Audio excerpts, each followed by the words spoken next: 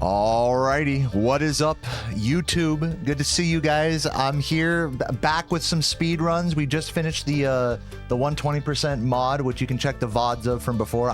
Right now I'm actually rendering 3 different 12-hour VODs of all of the 120% hard mod all put together in an easy to digest, you know, just put it on and go to sleep type of vibe. So right now my computer is being pretty laggy as a result of that, trying to render 3 videos at once. So I just went live on YouTube now, so hopefully it's not looking super laggy. I'm just gonna bring up the viewer here so I can see. But yeah, I think it's all right. But do let me know if things are laggy. I haven't technically dropped any frames, but it just might be kind of laggy because my computer is just chugging along here. So for now, it looks good for now. It does not look laggy or anything bad right now, as far as I can tell. So I, on that note, am gonna get warmed up here. We're on the practice codes here for the first time in like fucking 50 years. I'm gonna do some any percent work. I was thinking about doing what's it called? I forgot what I was gonna say. Oh yeah, I was thinking about doing Spyro 2. Oh, my lips aren't syncing. Is that true? Let me check. Balls. Test. Let me watch. Test. Penis. No, it's fine. My lips are syncing. You're fucking crazy. My lips are syncing. You're being crazy. What's up, Allie? Thank you for the good luck.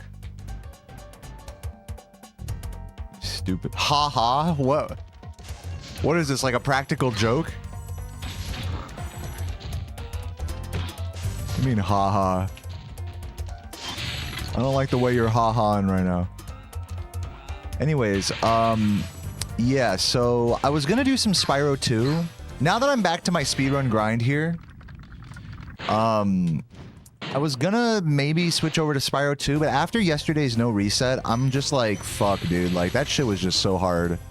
That shit was just no good, you know? So I think I'm gonna hold off on that just for right now and keep playing any percent, which I have been enjoying. I'm still enjoying the any percent grind. But yeah, that's what's up. So yeah, just gonna get going here, and hopefully my stream doesn't lag to hell or anything. It's funny because when I'm looking at OBS, it looks like really laggy, but when I watch through my actual phone, like, it's fine.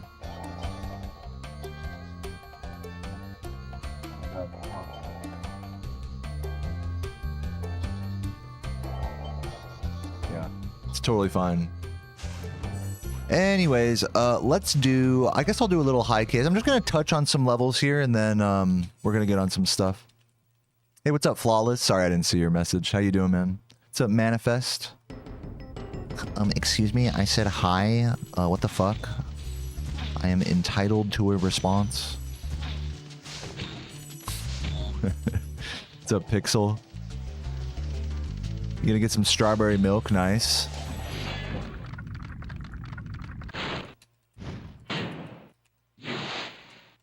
Here, let me restart this level.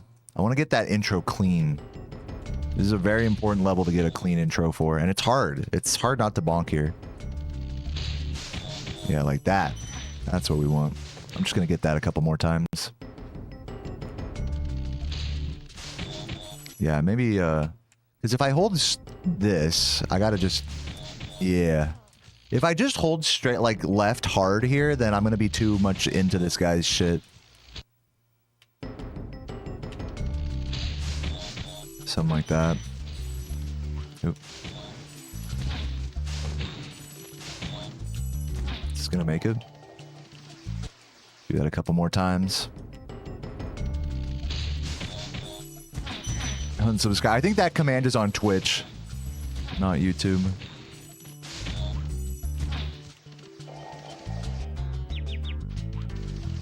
Or wait, you are on Twitch. Yeah, I don't know. I think the one of the fucking silly comment copy pastas I have is What is it? It's exclamation point cringe. He's like, this channel's getting pretty cringe. Anyways, this is my last dude, why do people do that?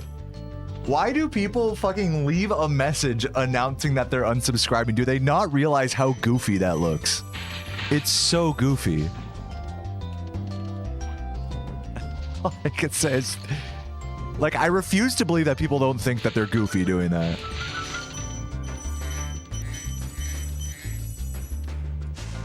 Whatever the reason, even if the reason's legit or whatever, it's just like, it's so goofy to be like, I'm unsubscribing because of this reason, so bye. It's like, okay, bye, like, thanks. It's like, what do you want me to do? You want me to change for you who's not coming back? You know, like, what the fuck do you care at this point?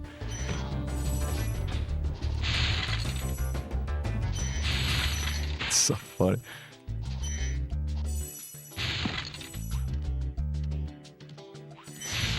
Yeah, it's an attention thing, I think. Yeah, they're like kind of fishing for an apology DM type of thing. And then maybe they'll resub, you know. That's what it is. It's fishing for an apology is what it is. Which is why the best response is just bye. Which is fucking hilarious. It's the best response.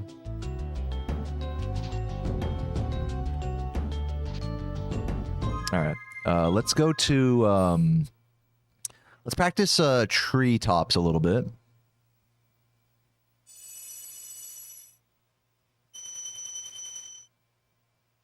Yeah, when customers get mad. No, when you work for like at a retail like store, like say you work at like TJ Maxx or something or Target, and then the customer gets mad at you, and then they're like, "Well, you just lost a customer." Like, bitch, I don't get anything from you being a customer. You say it like it's my store, like it's my business that I directly benefit from your customership. That's like the funniest one.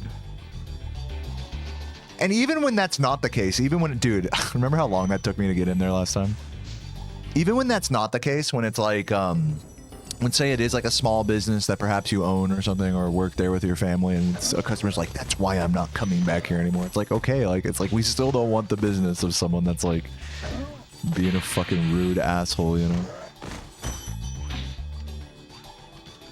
I'm trying to figure this out. What's up, hero? I think I'm gonna try this strat. Do it like this. Grab the green. I'm gonna try to grab the green and the blue here. See if that's like doable. Yeah, that's good. I like that actually. Then grab both of those and then just grab this guy. So then that way you grab the extra. The only thing you're not getting there is one green. It is technically slower though. And that's why Ash's strats are better, is because Ash goes faster without waiting for any of these fuckers.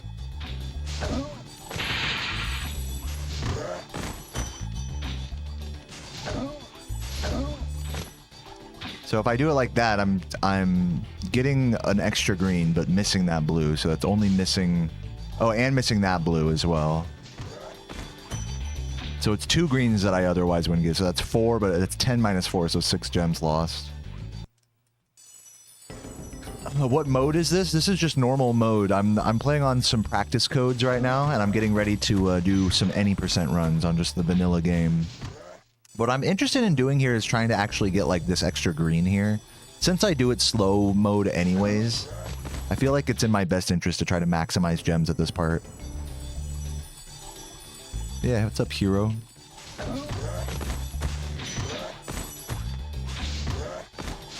I gotta go really quick with that, yeah, I'm training right now. Putting on the training weights.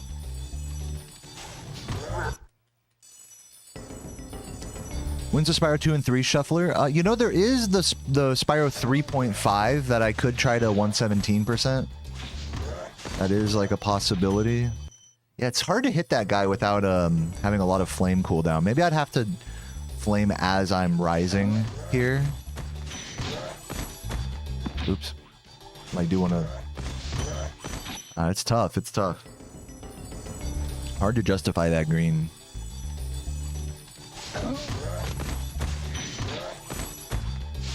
Dude, I tried to like flame and then jump.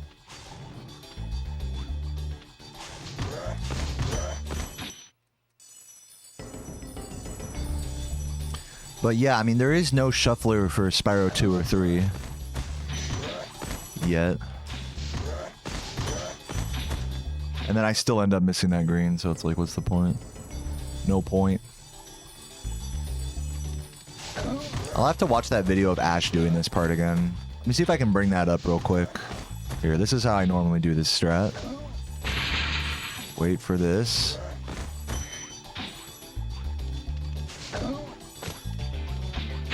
And that loses 2 seconds, but gets a few more gems than what Ash gets. So let me watch Ash's video here.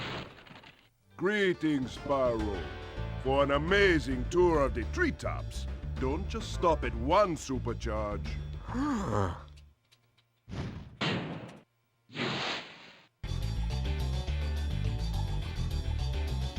everybody. I'm here.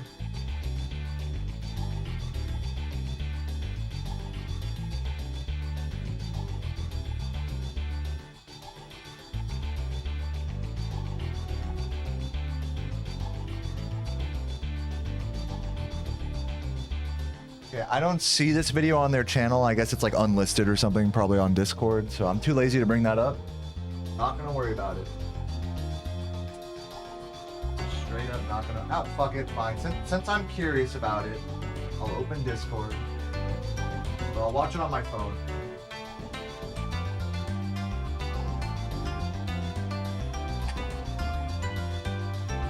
Yo, Whitebait. Whitebait, thank you for the resub, man. 3 months, he says, did yours already run out? Here's a thank you, man. Congrats on the new badge, the silverish blue badge. Let me watch it here. So yeah, so there is a version of this that Ash does that is an updated Ash version that I still don't do yet, or know exactly. So I'm gonna go on the Spyro 1 channel here on my phone. We're going to scroll up. Oh, also Days found a way you can get an extra blue and green during the Wizard Peak Supercharge, so I'll have to look at that as well.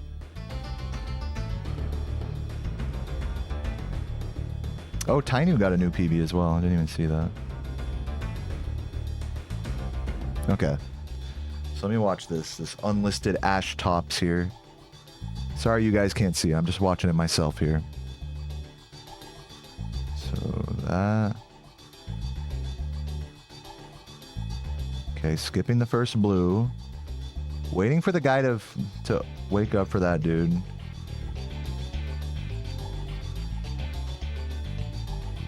So that gets everything except for the first blue.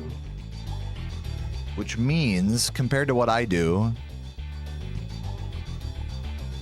let me think about this. Compared to what I do, I get a blue, but not 2 greens. So it only loses 1 gem and is slightly faster the way Ash does this. So let me try this now. The key is, thank you, Hero. Yeah, it is a cool phone case. So the key is going to be to grab this green. Don't worry about the blue over there. Grab this green. Wait for him to grab that, or to do that. Grab this. Go up here. Grab both of those somehow. Hold on, I need to watch this again to understand. Because it all has to do with when the thief stops, you know? So I got to really pay close attention to that. I'm watching one more time. Watching and learning.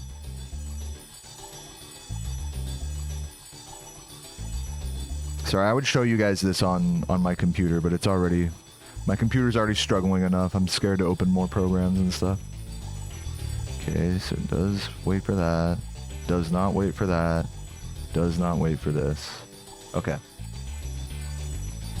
Let's try it. Oh, try it from the top.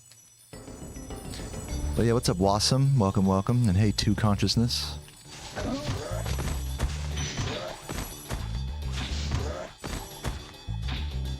Dude, I always end up jumping too far there. I have to run off on that.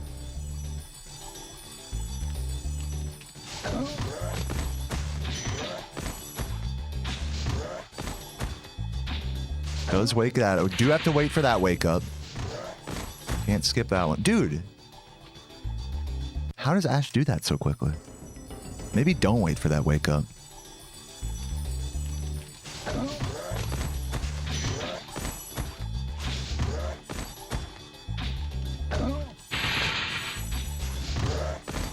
This is looking better. Oh, and I missed them both. Oh, painful. That was the strat, basically. That was it.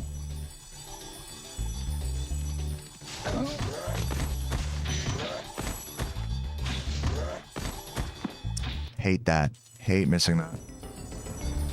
What's up, Electro Cat? Welcome. Oh my god, pretend like I got that.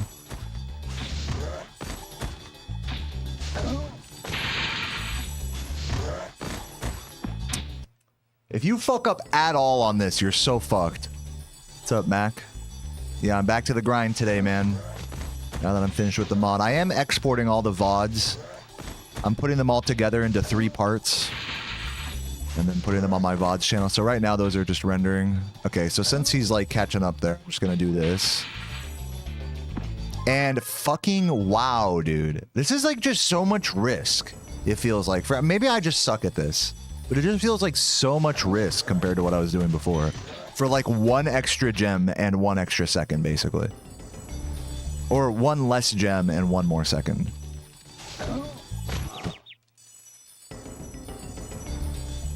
We'll say 2 seconds. We'll say this at optimally, this is 2 seconds faster, optimally speaking. But yeah, a lot of risk for 2 seconds. But maybe I just suck at it is the problem. That's probably the problem.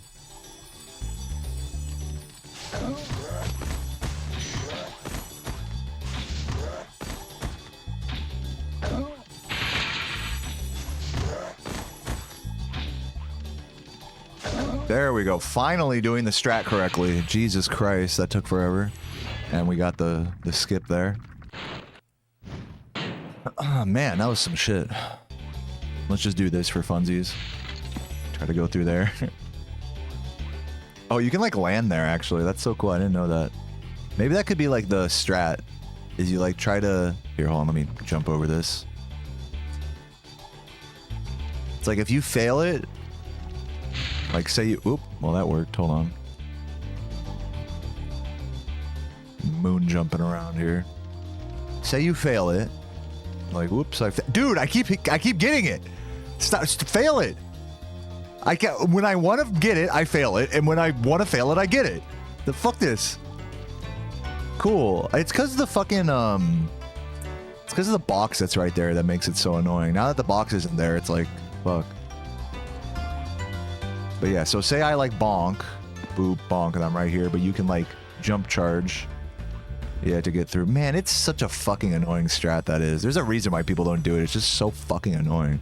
It's fast, but it's fucking annoying. Dude, all that shit, think about this. All that shit that I was fucking around with at the start there, it's the same time save as if I go through this fucking fence. Think about that. It's like basically the same time save difference.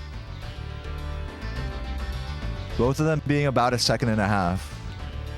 Maybe that's the way I should do it, is try to, do that jump charge there. If I do both of those things together, that's like 3 to 4 seconds of time save, though. That's kind of a big deal. Swag tops.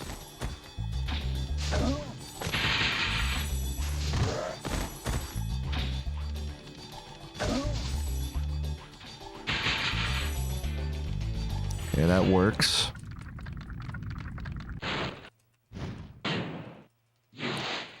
All right, get him moving.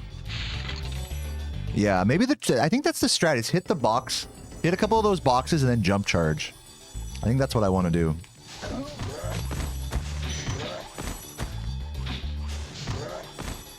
It's like if I get this whole sequence in runs, I'm fucking based, honestly. Okay, I fucked that up though. You gotta be going so fucking fast, like, to get this strat correct. Like, if you fuck it up at all, you just gotta wait for him, honestly, before it causes more trouble later.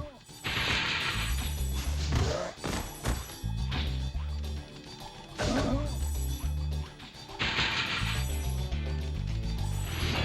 think that worked. Thank you, Alakazam. Appreciate that. Do that. Yeah, and then that. That's the whole sequence right there. That was the 3 to 4 second time save. Isn't that crazy? That whole fucking route there? Going extra fast on the thief and then going through the fucking fence.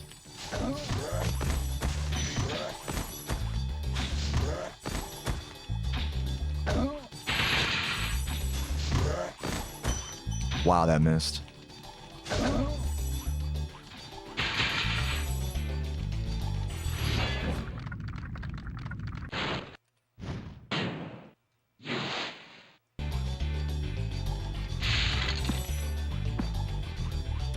See, if that happens, it's like, fuck. Please. You know? Just go in there. All you gotta do is just go in there.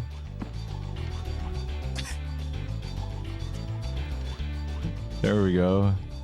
Fuck off. Yeah, Wizard Peak Extra Blue. We're gonna look at that in just a sec. Let me get this strat once or twice more, and then we'll head over there.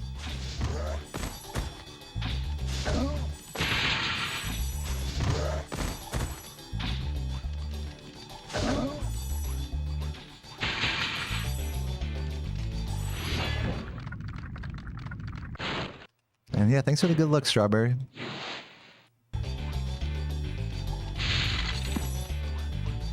God.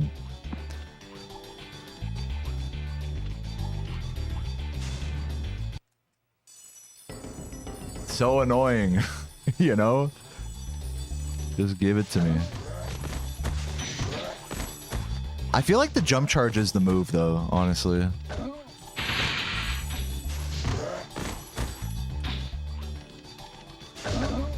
Fuck off.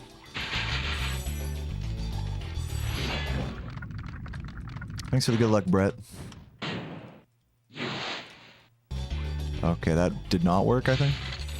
Okay, that did work. Yeah, and I did teleport. I'm barely making that. By the way, even when you get that jump, it's like, you barely make it, you know? Do runners use analog stick? Yeah, I use analog stick in this game. I use analog stick. You can use analog or D-pad in this game, it doesn't matter. But in Spyro 2 and 3, you have to use D-pad if you want to play optimally, because Spyro turns harder when you press diagonally down in a direction. But that's only in Spyro 2 and 3. In Spyro 1, you can use either analog or D-pad.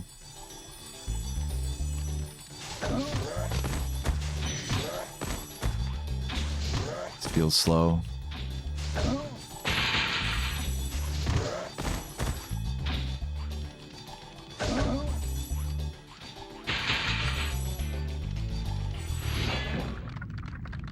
Yeah, I finished the randomizer yesterday.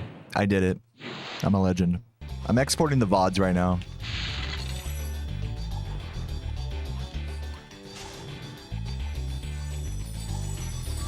If I second try it like that, it's still technically not really a time loss compared to jumping off the ramp and gliding. Like, if I get a nice quick second try, it's like, all right, well, at least that's even with going off the ramp, you know? But yeah, if I can do this in runs, that would be fucking sick.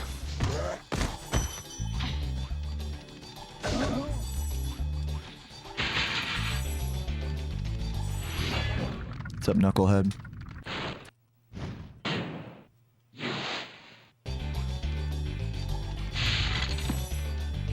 Yeah, see, like, that would be fine in a...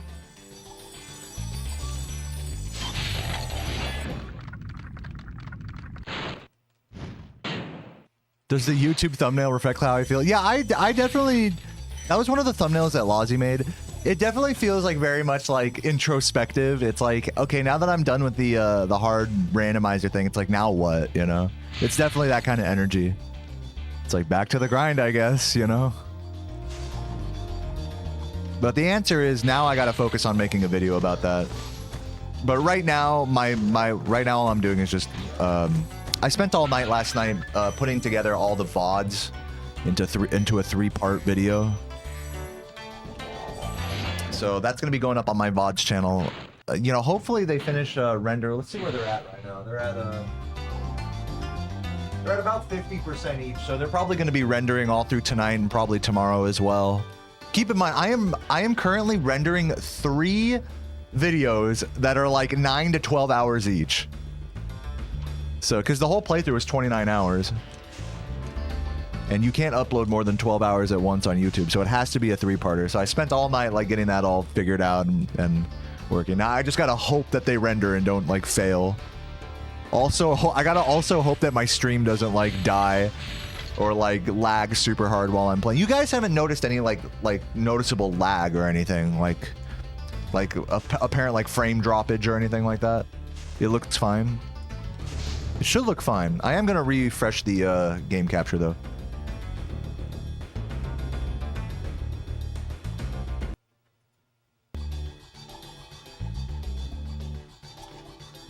All right, well, that's that strat. Let's head over to Magic Crafters and look at Wizard Peak.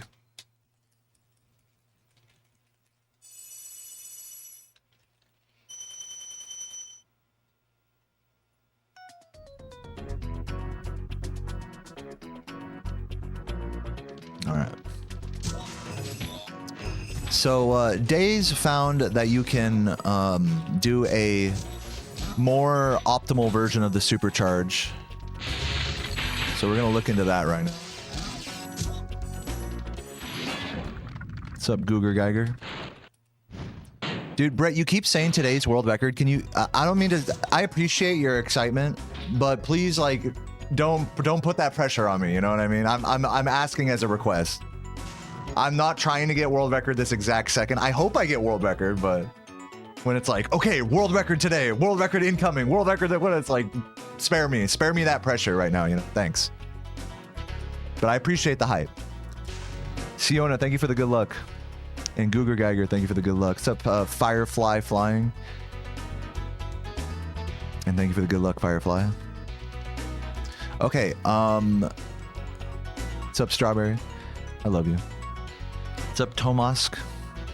GL on the runs. What's the grind? Right now, I'm just kind of learning some alternate new strategies that have been been posted in the Discords lately. So I'm gonna set a save point right here. Okay. And we're gonna, actually, I want less speed here. I want to just be at normal grounded charge speed for this, I think. And we want to jump off this thing early. Yeah. We want to perfectly land there to hit all 3 chests and then turn left. That's what we want. So we're going to try this a few times. This is definitely tighter than what we do before, but should be doable. Yeah, I wanted to get the extra box there is what I wanted. That would have been a free 5. And also to get that, which is a free 2. That's the shit that Days figured out. So let me mess with that. Didn't I set a save point? Where'd it go? Get out of my way. You're at the airport, dude. Good luck on your flights.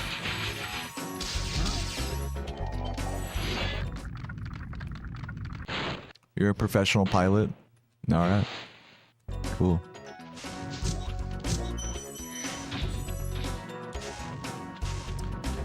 Been doing pull in your arm, sir? Nice. Alright, let me do this.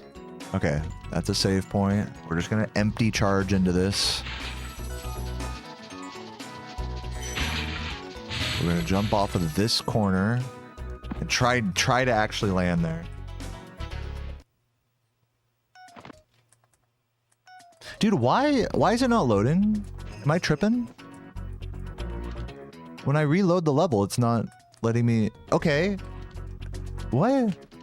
Maybe it's when I die, it resets the spawn point. I think that's what it is. So I gotta do it before I die, I think is the strat.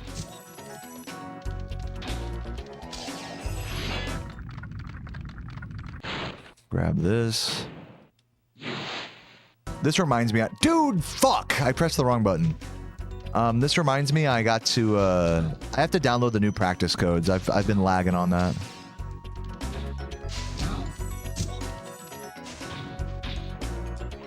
Okay, this button. Okay, now we're there. Now I gotta make sure I do that before I die. It's very finicky. You have to do it a specific way for it to work with the version I have. Oh, so I almost had it. Now let's see if I can grab this. Okay, did grab that. That's nice. Nothing wrong with a free 2 gem. I'll just do this for funsies. Do the whole rest of it. Okay, now we go back here and we reload the area. Now we go here. I'll just start from like right here actually, so that we don't have to hit the dragon every time.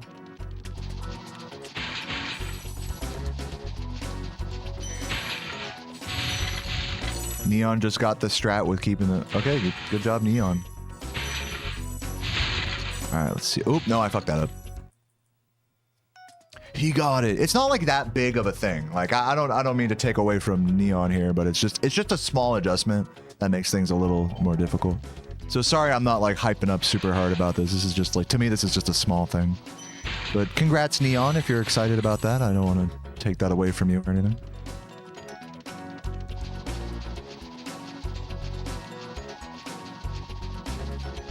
All right, let's see here. Nope. It's a small thing, but if I can do it right, it's 7 extra gems. So that would be huge. For like a 1-second detour or whatever. Oh, nice. Got that. And that also reminds me, let me think. Because this, I'm going to do it the normal way right now. And I'm just going to see real quick. Since you miss one of the, that would be a green. So really you're exchanging a green for a blue here, if you do it this way. And then also you get that green back by grabbing the box down there. So it's like basically like getting 5, instead of getting 7 extra gems, it's like you're getting 5 compared to the old strat. But still, I mean, that's still valuable for like a 1-second detour. That's still really good. Oh man, what was that cuck? I've never seen that one before.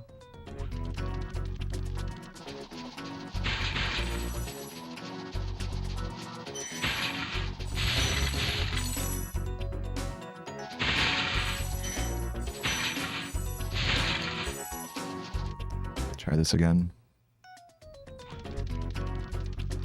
Do do do.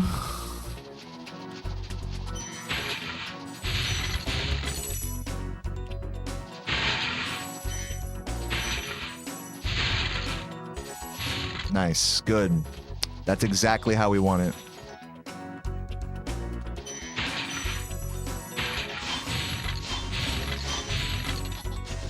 Beauty. That's exactly how we want to do that.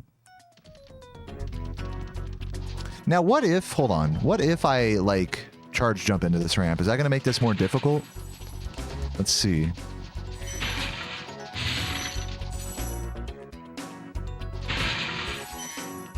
I feel like no. I mean, I feel like the speed is... Oh, well, you know what? It's going to make it more difficult for the box down there is what it is. That's why you don't want to have too much speed here. It's not necessarily for the upper area. It's for that box recovery downstairs.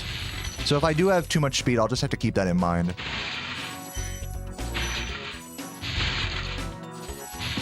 Ah, see, that sucks. Well, I'm glad for that, Brett. Yeah, like I said, I know you're really centered on the whole world record thing, but you got to look at it from my perspective. Like, I don't just do runs for world record, you know? So I just ask that you, like, try not to be so, like, world record pilled on every single message. So thanks for respecting that. What's up, Tool Aterless?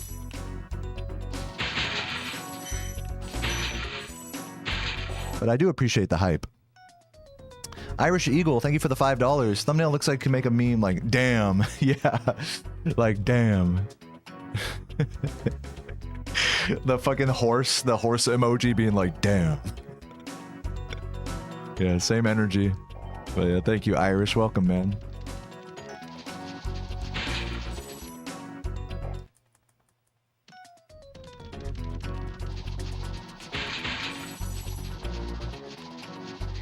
So just to get this straight, we're adding more risk to the run twice. I mean, sure. I'm not saying I'm gonna do both of these strats in my runs today. It's really gonna depend on like what my pace looks like, what I feel comfortable with doing, you know. So I didn't say anything about like, okay, I'm doing these in runs and that's it. I would like to incorporate these in runs, but it's gonna be, you know, a gradual process to do such a thing. But yeah, it's more risk, but I think the reward is justified. By the way you've typed that, you make it sound like it's not worth it, but I think that both of these strats are probably worth it. That's why I'm practicing them.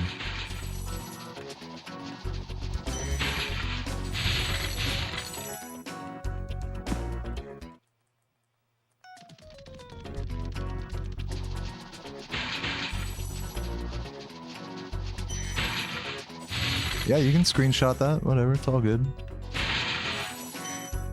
You good, Irish? Go wide. Nice. Beauty. Love that. You typed it in a trying to be funny sense?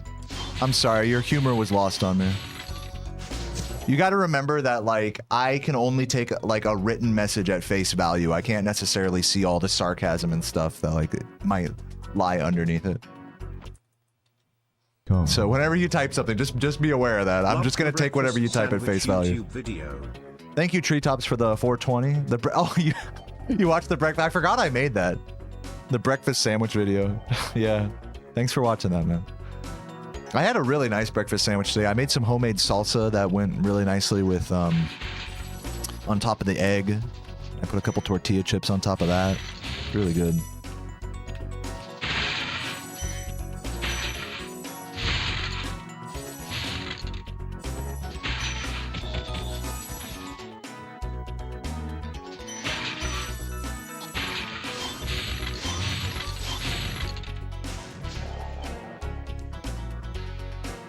Do I ever practice the jump and jump? I mean, I'll go over to Jock real quick, just since I do fuck it up sometimes. I don't know what exactly jump you're talking about, but I think you're talking about single cake, which I might as well warm up with that.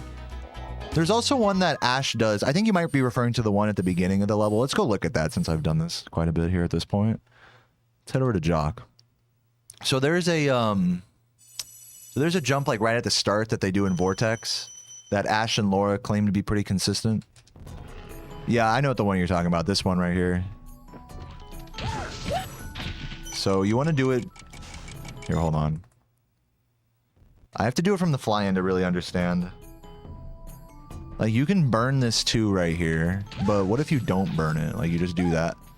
Like, if you... Here's the thing. Like, if you're not going to burn this too, you might as well not go for the super-duper fast version, right? Because, like, let me just try that as if I'm grabbing this too. It's like, the thing's going to rise anyways. So if you're going to do this strat, you're going to be burning that too, basically. Which is, you know, acceptable given the context of certain runs. Now I have to remember how they did, how Laura told me to do this. You like aim like perpendicularly here. You can do that, I guess. It's like, it's against this, this side to the left. Yeah, that.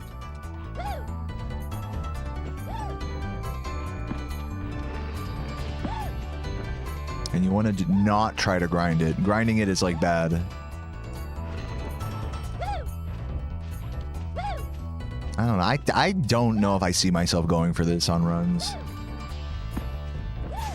The conditions have to be perfect. It has to be like, okay, I burn a 2, you know, and I'm also like over gemmed enough that I'm not like grabbing all these extras as well. So it's like kind of like you're going to be extra over gemmed. Type of vibe is the only time you're really going to be going for that. I don't know. I don't like this jump. I'm going to be honest with you guys. I'm not a fan of it. For my own self. I'm not saying it can't be done consistently or anything. Just saying I'm not a fan for my own gameplay. The other two strats I would be excited to incorporate. This one would just be like, alright, like... It's just like a get lucky check, you know? That's what it feels like. Chibi likes this jump. Yeah, I mean, if only I could just cheat my way up there. Like Chibi. Be great. What's up, Claudia? And welcome. The run hasn't started already. Oh yeah, see you later. Have a good flight, man. We should have a 69% completion category called nice. Yeah. You can run that. Nobody's telling you you can't do that. Anytime you have a fun speedrun concept idea, just do it. You know, it doesn't have to be good. Just do it and post it in the Discord. You won't. What's stopping you? Nothing is stopping you.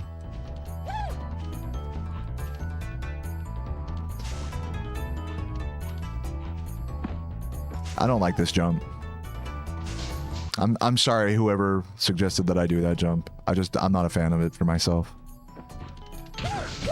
I'm sure with a bunch of practice it can get consistent. Dog! Fucking what? Get up there. Can't even do the normal strat here. Yeah, look at that. I can't even do the normal fucking strategy. Get the fuck up there. I've like learned some bad muscle memory. Let me try like charging and then jumping back. I think that might be the move instead of empty gliding over. Dude, I'm so bad at this now. I'm like fucked up whatever the movement I did before was. This is the thing that really needs practice, is doing this. Oh, I see how they do it now, is they do actually grab the green and then jump up there like that. Now I see the actual time save there. You don't actually have to burn the green here. Because if you're quick, and then the other thing is that even if you're slightly not quick, you get a little extra height. So I'm seeing kind of the vision now with the strat. Still is super fucking annoying. You'd like to see me run Vortex? You know, I mean, Wireless Zebra, you've been watching me long enough to know that I don't want to run that category, and so I'm just going to leave it at that, but, you know, I'm sorry, is all I can say. I don't know if I need to justify myself or anything, but I just don't want to, is the simple truth about it. So, sorry.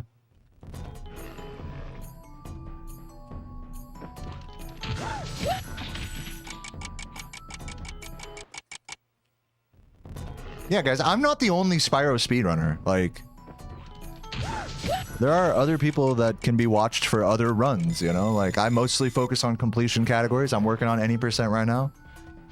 You know, I'm not really interested in running some... Like, on the same coin that I'm not interested in running Vortex, I'm not interested in running Spyro 3 any percent. I'm not interested in running 40 Orb. I'm not interested in 14 Tally. 100 Egg. You know, there's a lot of really cool Spyro categories that I'm not interested in playing, but you guys should absolutely check them out. Like, check out people who play them and grind them. Because they have their own, like, rich stories and people that still grind them, you know? I'm not the only guy that has ever done a Spyro speedrun. I want to, like, open you guys' eyes a little bit here. But, you know, to what Wireless was kind of saying earlier, like, yes, it'd be cool if I ran every category. You know, it's just, I'm not gonna do that, you know? It's just the honest-to-God truth about it. Even if, like, it's like, oh, it'd be cool if you ran this, it'd be cool if you ran that, like... No, sorry. But that's why there's multiple, like, speedrunners out there, you know? The good news for you guys as viewers is you can watch whoever you want. Like, if you want to see a different category, you know, you don't want to watch any percent, you watch somebody else. You know, I don't hold that against anybody. But I don't want to have, like, the pressure put on me to, like, do anything else. I don't think there is any pressure for me to do anything else. Just wanted to kind of put that in perspective for a moment. But no, I appreciate the suggestion, Wireless. What's up, Hero? Love the speedrunning community. Yeah, tons of people speedrun these games, you know? If you only watch me and you like Spyro speedrunning, you're like, it'd be cool if he's played at some different category. Bro, go look it up. You know, look up to see who runs those categories. It'll show you a big list of names on speedrun.com for any category that you're interested in that I don't play. And some of those players are more active than others. You know, I encourage you to go find your happy place. That was good. I like that. That was a good one. Yeah, I do tell. Yeah, no one's asking me to run pseudo 120%, unfortunately. I already have record in that. My record in pseudo 120% is frankly like I don't want to say it's bad. It's just it just doesn't really route the category to like maximize dragon skipping. I literally just do the 120 route until I get enough dragons, and then I just start skipping them, which is about as fast as routing them out normally, maybe a couple seconds slower. But it's like the whole point of doing that category is to like route it so that it's its own category. So I can totally understand why someone like Spyroner would want to like really try to beat my record, so that way he could like set a PB with a run that like is actually designed around the route designed around that category. Whereas me, it's just like 120% minus some things, you know? Yeah, and that's another point, Pete, guys. With pseudo 120%, technically, it should be like, theoretically, it should be like a minute or two faster than 120%. So. But I mean, you know, for what it's worth, as a misc, silly little category, you know, I did it. Got an okay run with a first try early loot, and I'm not interested in going any further than that. But it's like I said, it's like to those of you guys who are interested in that, it's like, oh, well, maybe you'd want to follow Spyroner because he's more interested in actually grinding that. You know what I'm saying? It doesn't have to all fall on me to like run everything. You know what I mean? To just be like the unanimous Spyro guy. I want to just make this point really clear one more time. If I'm the only Spyro speedrunner you follow, and you like Spyro speedrunning, go on the leaderboards, look and see who runs categories that I don't play, but maybe that you would like, and go follow them. You know? I won't take it personally. There's a lot to this hobby and to all this stuff, you know? And just because I don't run something doesn't mean it doesn't exist, you know what I mean? That there aren't people pushing stuff, you know? Pseudo 120 is normal 120%, except you do a trick called early loot, and thus remove the requirements for all 80 dragons. So you only need the 50 dragons to exit Beastmakers in that category, meaning that you can skip 30 dragons. Thus, the routing, in theory, could be different.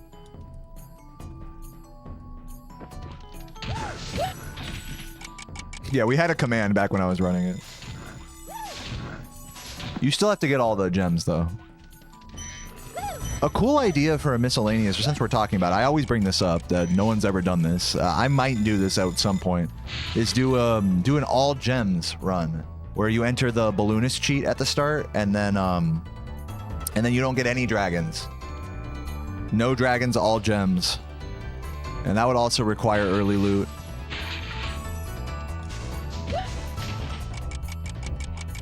But if you do all if you do all gems with early loot, you still trigger the 120% ending. So that would be the end of that run. All gems, like the only requirements for that run would be just get 14,000 gems and exit the loot vortex. All gems. Whereas pseudo 120% requires you to get 50 dragons because you're not cheating. You don't do the balloonist cheat. But all gems, like as a concept, I feel like it takes that concept of pseudo 120% as an alternate route and takes it to its maximum, you know? So in that way, like it's a much more interesting version of pseudo 120%, all gems.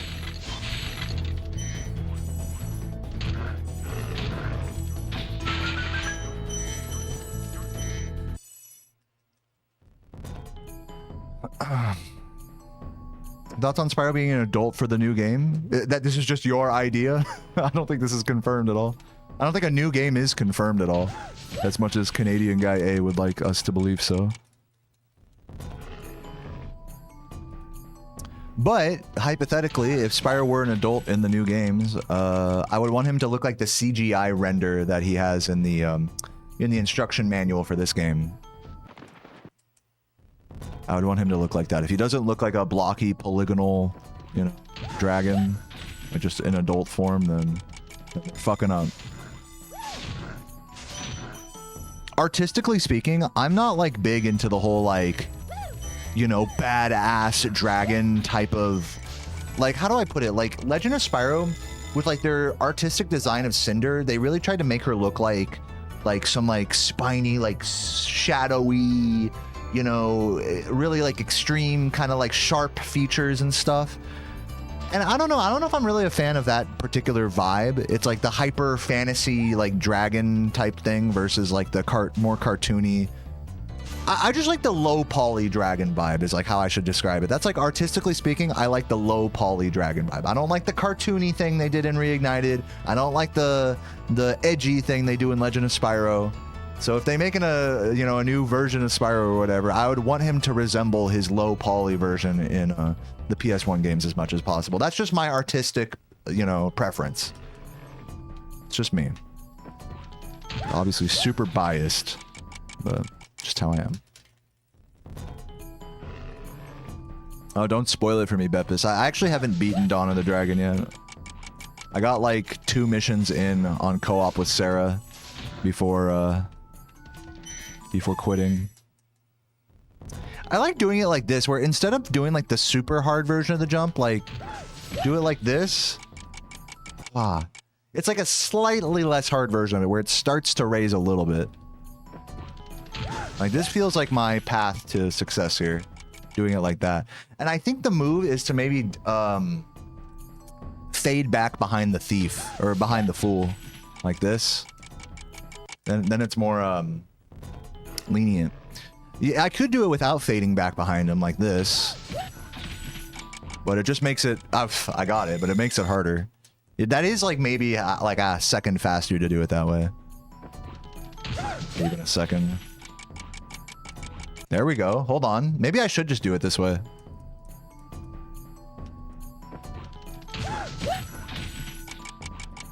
Yeah, because with the platform raising just that little bit, it makes it that much more consistent, which was my big problem with it before. Yeah, just as long as I'm aiming for this edge and the platform's raising a tiny bit, then I'm good, I think.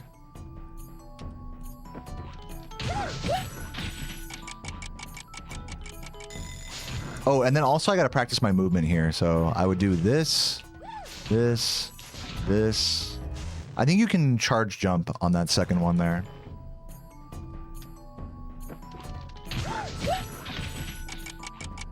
Ah, hate that.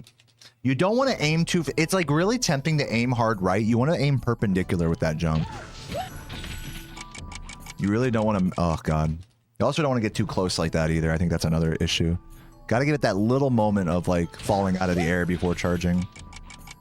Dude, fuck off. Fuck this jump so much right now. There we go. Slow. Or, I mean, almost fast. Not slow, but like almost fast.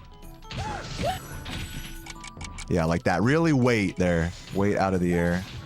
Okay, and then when I hit this guy, what I gotta do is this. Do that. And then go. I could potentially just charge off the side there as well. That might be a move. Let me see. Yeah, just do it like that. So much safer. Ugh. But yeah, if I get all this movement right, I mean, like, definitely is going to save me like a couple seconds on whatever shitty thing I'm doing right now. This movement is definitely not well practiced for me. And it is tougher than it looks, you know. I mean, it looks probably pretty tough. I mean... Yeah, just give it that moment to go up. It's so annoying when you fall down to the left like that. I'm trying to get like a charge jump to the left, but I feel like jump charge is probably going to be the move.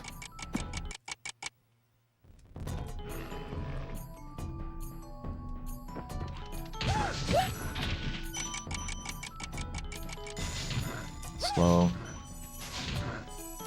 Charge jump, I just don't see charge jump working. Let me see. This charge jump is fine, but this one, you're gonna land in the lava if you do something ballsy like that. Lava is just so annoyingly placed. There's just no fast way to do it. Like, you could like try landing like that. That actually might not be a bad idea. Doing it like this. Like, is that faster than doing this? It's just hard to say, really.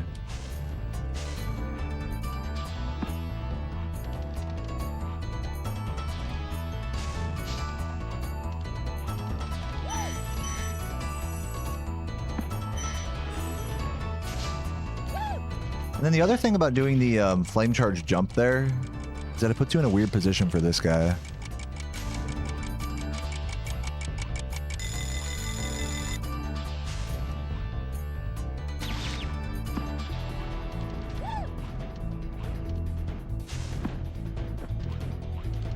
Maybe the bonk, the tactical bonk. I feel like I want to land there and just jump immediately out of it. That feels like the strongest movement option. And just charge out and then jump back up. Rather than doing the doing this and gliding. I mean, I guess that works too. If you do like a real full hop while turning around, I feel like maybe that's kind of was my initial idea, is just doing this. I think I'm gonna stick with that.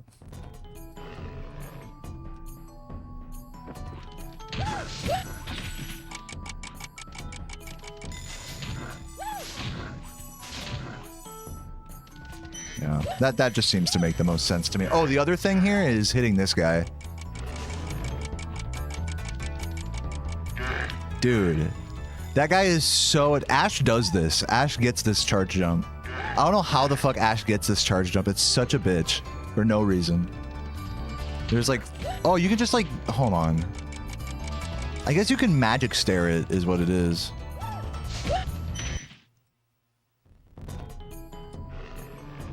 Oh yeah, I'll go ahead and update the world record command. When I read your message, Piggy, I was like, whoa, did they just get it? And I was like, oh no, yeah. Let me update the command.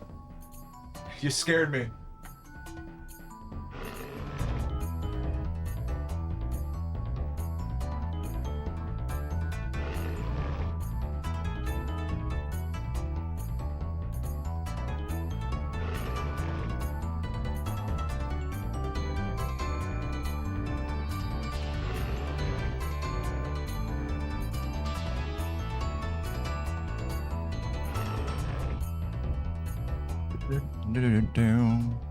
I should edit that for YouTube as well. Let me do that while I'm thinking about it.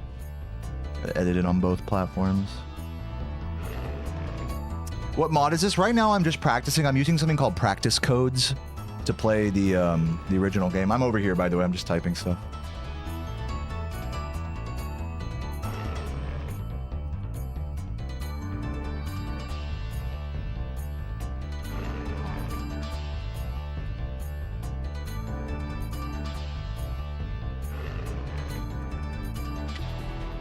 All right, there we go.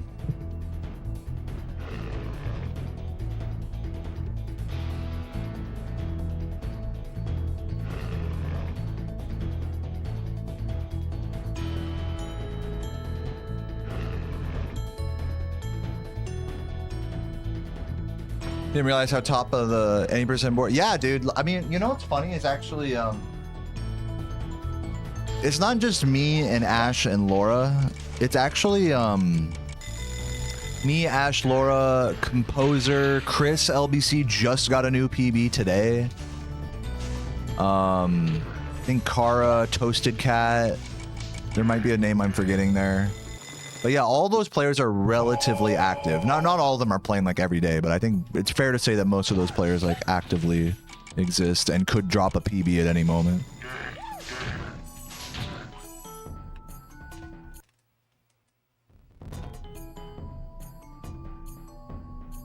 But yeah, Rise, thanks for the Prime. Appreciate it. Chris's PB is 3744, I believe. He just got. You, Luffy PFP. All right, you jerk. Were you talking to Wasabi or are you talking to me? Neat. You call me a jerk?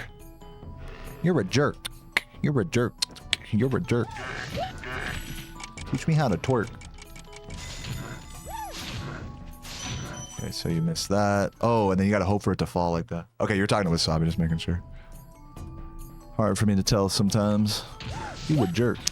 You a jerk. You a jerk. Teach me how to twerk. Ooh.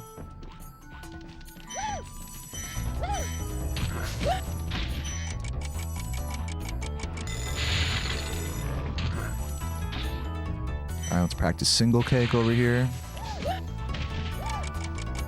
Ah, hold on. I'm gonna practice it again. Just wait here.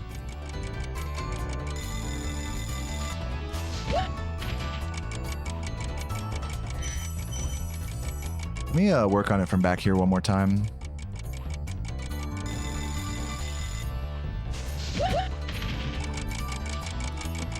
Keep fucking this up, dude. Let me start from the top. Name another One Piece hater with 1,000 episodes watched. I thought that's how that worked. I thought you like only really had an opinion. I thought this is how I understand it to work, is that opinions on anime are only valid if you've watched like hundreds of episodes of a given anime. So the fact that you have an opinion about an anime is like that just inherently means that you've watched a shit ton of it. That's what the impression I was under. It's like that with like RPGs and stuff, you know, and like certain like MMOs. It's like you don't even really have an opinion, a valid opinion, until you've like dumped way too much of your life into it. So, I mean, I get it. Am I a coffee drinker? Yeah, I drank a whole pot of coffee this morning. One Piece slander is not... Dude, like I said, I don't care. I have not watched any, like, anime that much, so... Or really at all. So, you can slander or whatever, any anime in my chat. I don't have an... like I said, I don't have a valid opinion on any of that.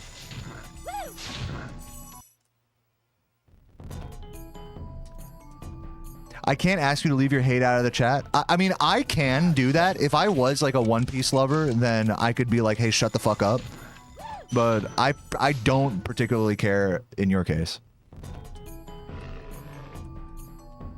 But I absolutely can tell you not to be a fucking bitch. I can tell you not to type anything in my chat, just so we're on the same page. This is not a democracy.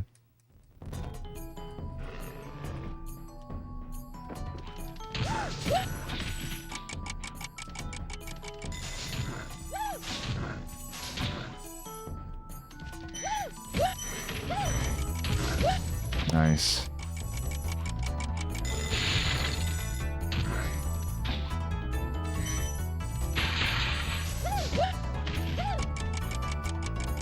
I keep fucking up my single cake beginning.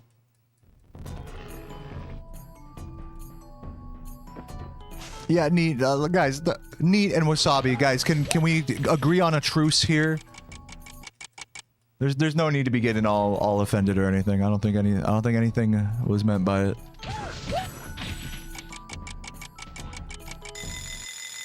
Can you old ladies quit your bickering? Truce.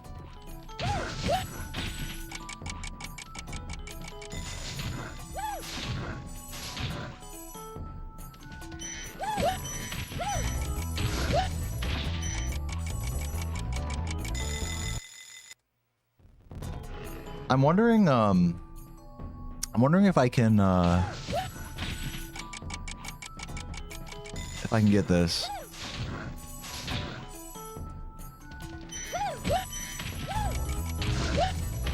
If I can just do one of these. That technically works. Oops, missed that.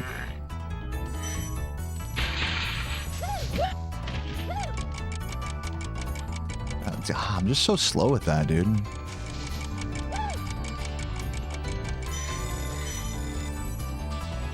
Alright, from back over here again. God, dude, I keep fucking that up. I used to be so much better at this. Dude, yeah, that definitely exists on IMAX.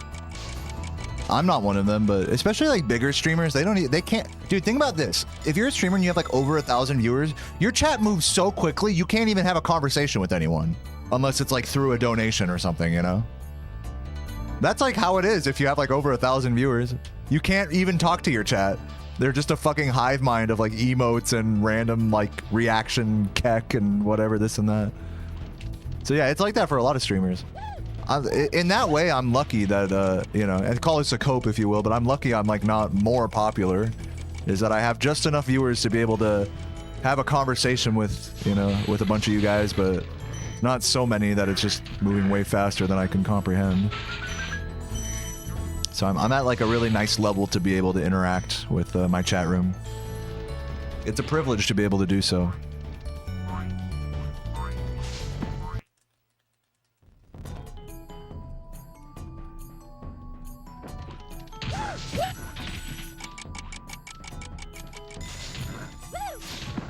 Fuck off.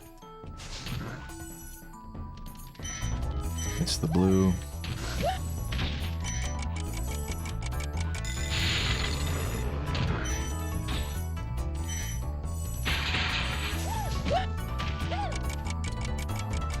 Every time I fuck it up, man. Every goddamn fucking time.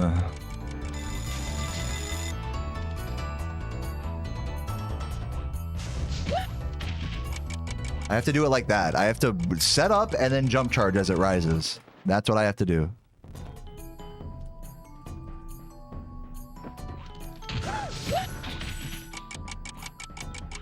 That's kind of what you're talking about? Yeah, so you're talking about like literally just close the chat room and live stream. Some people do that. I would say people that do that I would not call them live streamers, you know? There's a lot of like YouTubers out there that'll you know, occasionally do a live stream, but like they just don't interact with the chat because they look at the stream as like a standalone video.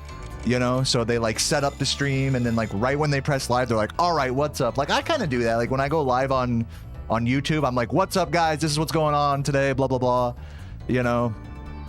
But like most streamers, like they don't do that, you know. That like, and the far what is it, the end of that like line of thinking is to just not interact with the chat room at all, and to just basically record a video live, which a lot of YouTubers do that.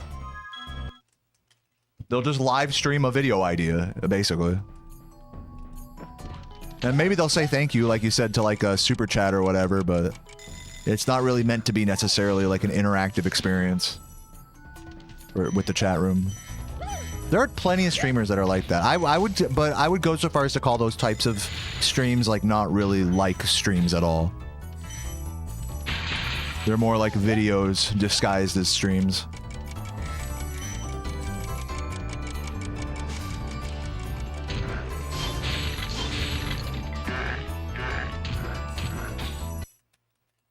What's up, Alex? Has the late game gotten harder from grinding the early game so much? Yeah, I mean, you know, I'm definitely weak here in Jock. I'll keep it honest. You know, I'm weak in this homeworld, or in this level. That's why I'm practicing it so much. I mean, like, you can see me bonking all over the goddamn place and stuff, you know, it's... And then you got the nerves of a run, like, on you, like, in this level. Like, I've definitely choked a lot of really good paces, like, just in this level alone. Yeah, it's like a close performance. Not saying that it's like bad to do that or whatever. It's just, you know, just everyone has a different approach to this whole thing. And so, like, to get back to my point, like, I'm lucky that I have the privilege to be able to interact with almost all of you guys. Just if you want to talk to me or say some shit to me, I can give you my unfiltered thoughts.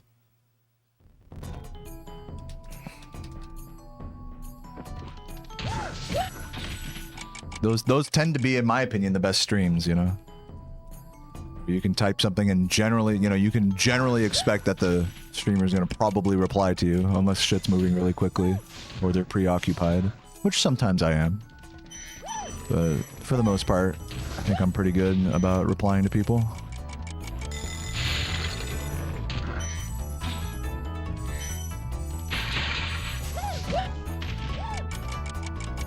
Yeah, something like that.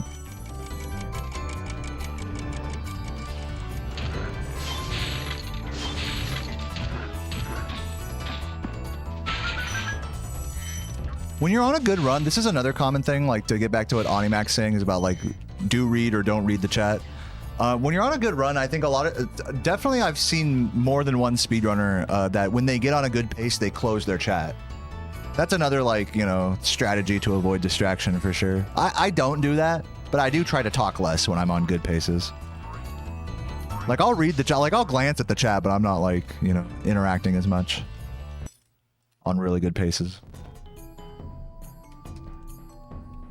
So that's like my version of that.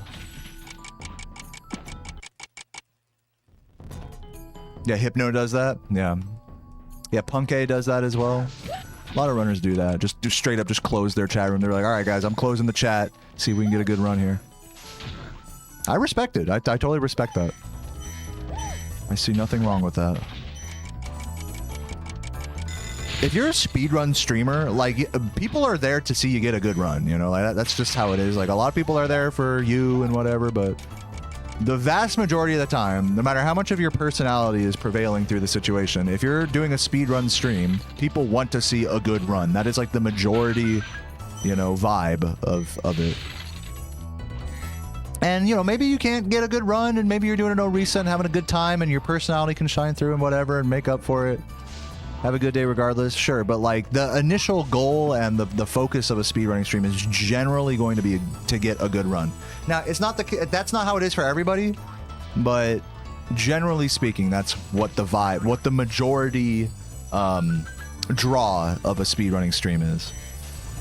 So that's not lost on me at all, no matter how much of a fucking blabbermouth I am. Like I have to remember, and sometimes I remember this better than others, but I have to remember that the run comes first before I, you know, get into a fucking heated thing with my chat room, you know.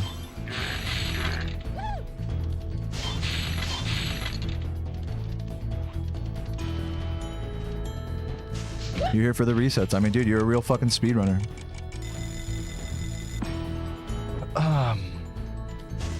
Yeah, a lot of streamers like don't. There's a lot of speedrunners choose not to like try to find that balance. And again, it's totally fair. I'm not here to judge anyone's approach to streaming or speedrunning.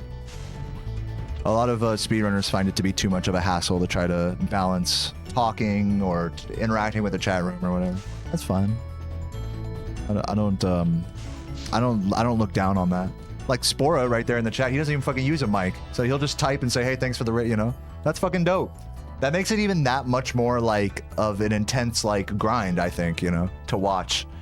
It's like it leaves so much more up to the imagination, I feel like, as a viewer. If you're watching, if you're like me and you're watching like to see a good run, it really it creates its own vibe, you know. It's not even necessarily a negative thing. I think a lot of people, we look at it like, oh, it's a negative thing that you're not like you don't have the webcam or you don't have the mic. But if you're really into speedrunning, you don't care about those fucking things at all.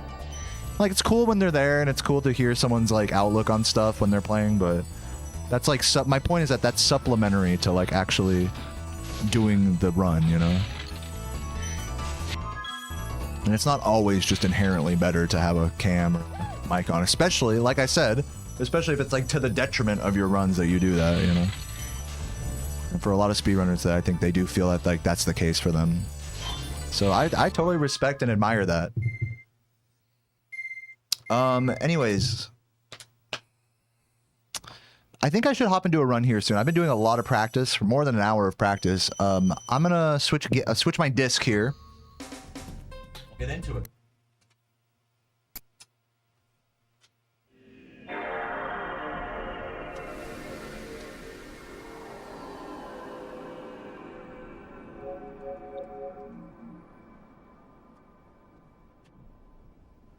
I'm gonna go pee. I'll be right back.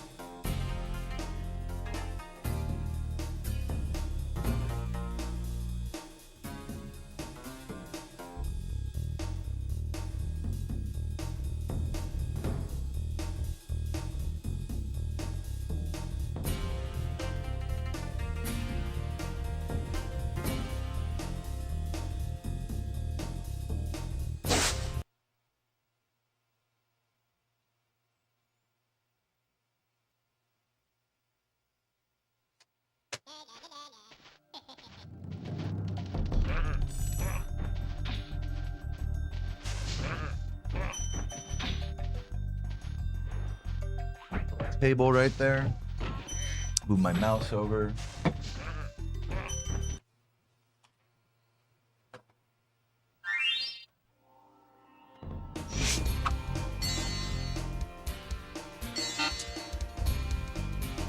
All right, let's do it. 3, 2, 1, go. Wish me luck, everybody.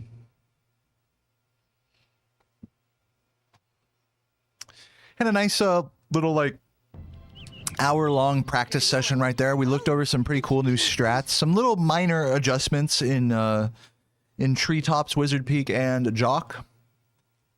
So you know, we'll see if we do or don't incorporate any of that in this run. Not saying I will or won't.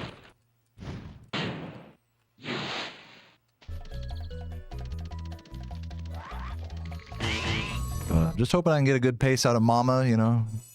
Just hoping for a run that'll make me feel something, you know. For a pace that'll make me feel something, you know. That's all I could hope for. So we'll see if we don't get fed a crock of shit today. If you don't have that much to say and all, knowing you're being filmed and having a mic is distracting because it makes you self-aware. Yeah. For sure. Yeah, people get real self-conscious about feeling like they gotta be talking about something at every fucking moment. You don't. That's why speedrunning and streaming is so cool, because speedrunning allows you to take the focus off of you being an entertainer. I don't have to, like, it's, like I said, it's like, it's not necessary that I'm talking every 2 seconds, you know? I just shut the fuck up and play, and people are still here for that. If you're a variety streamer, that's harder to justify.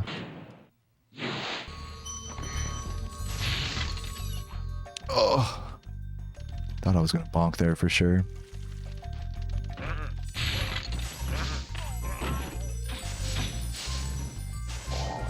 What's up, Alex and Gwendolyn? Thank you for the good looks. And Pete, Hero, and Wassam. Thank you, I Shot Bambi. Fucking great username. Thank you for the congrats.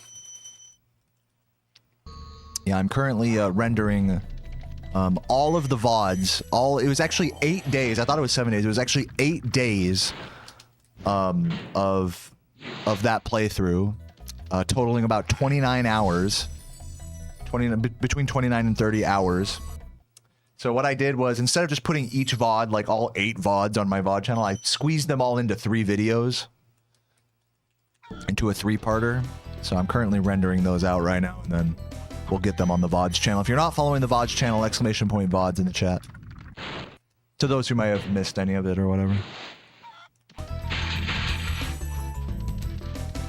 I'm also planning on making a, let me focus 1 sec. Well, I almost got the flame charge there. I'm also planning on making a actual, like, edited story time style video, kind of going through each level and talking about what was hard and, you know, what the whole experience was like and all that, with all the editing and whatnot. So look forward to that as well. I haven't started the voiceover for that yet. But I'll get around to it. It might take a while. But yeah, really proud to have finished that hard. That was easily the hardest mod I've ever completed of this game. Pete Guy's collectible shuffler on hard settings.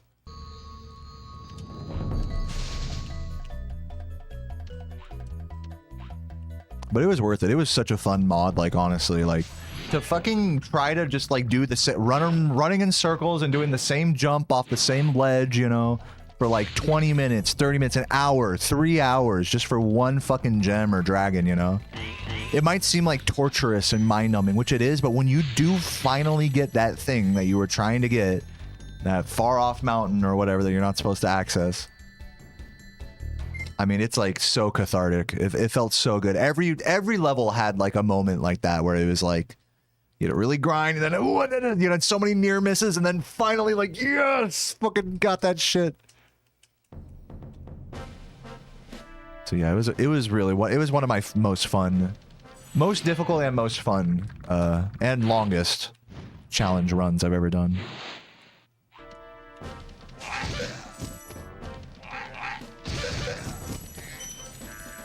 What's up, Zatrutru?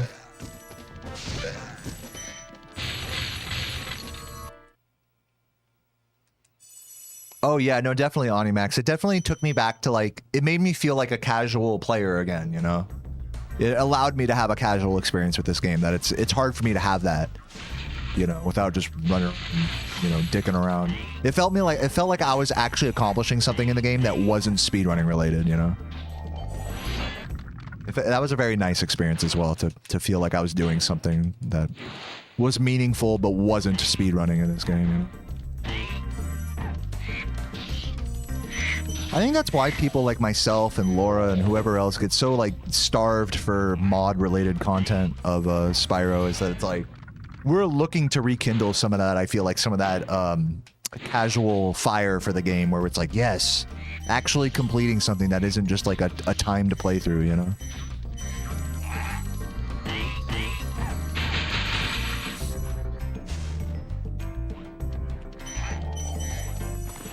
So here's hoping for more of that type of stuff in the future. Satrutru, thanks for the good luck. Congrats on finishing up the shuffler. Finished it. It was awesome. Thank you, True. Yeah, really proud of that.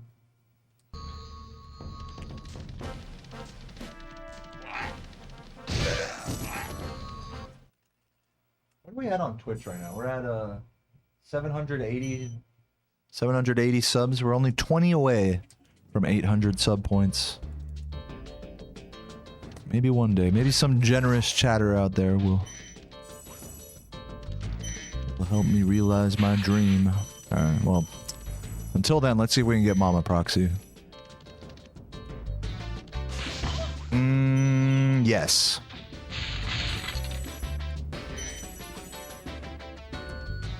Uh-oh. Yes. Chillin'. Whew. I was scared about that.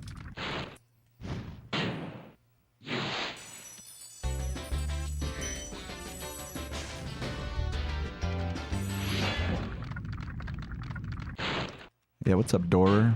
Yeah, that was a pretty close, mama there.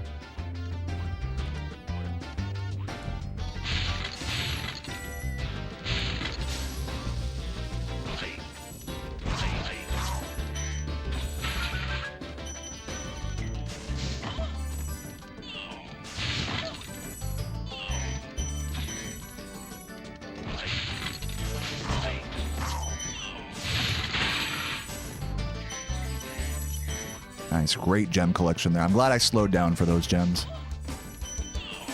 It was worth it. Worth like the 1 or 2 seconds. Nice, and that one too. Beautiful stuff. Oh, and of course I soil it by missing a fucking gold there. But that's okay. I'm only down 5 as a result of those extras. Well, thank you for the super chat. Take a look in a sec. Irish with the $2. Do I have a download of Thunder? Ask Lozzy. Actually, yes, I do. Send me a DM on Discord, and then I'll send it to you later. I do have it. It's on a Google Drive.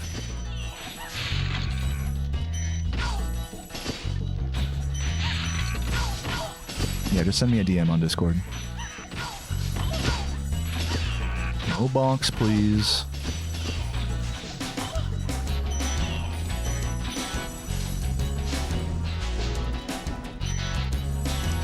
Whatever.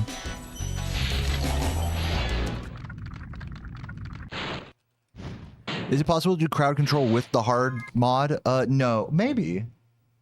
We'll see. I'd have to see if crowd control recognizes the like the .bin file.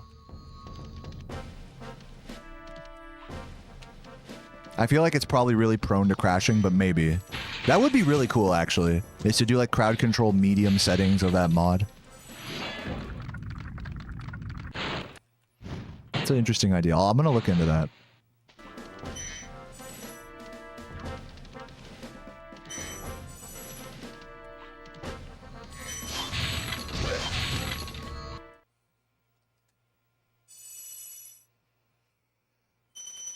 Yeah, the Shemp, dude, Shemp was fucking such a pain on the hard mode shuffler. Because it's like, you know, it's one thing to do the fucking damage boost, but it's another thing to do the damage boost and get on the roof. You need literally the perfect damage boost and or literally perfect slope. What is it called? Scenery proxy. You need like the literal perfect combination of those. And I literally got so lucky after like an hour and a half of trying that shit. I just got the most random like up proxy, like scenery up warp or whatever it's called. Which those are like super rare, by the way. Those are like, I had a couple of those in my playthrough. They were just like gifts from God where I'd just get stuck in a wall and the game would just push me straight up.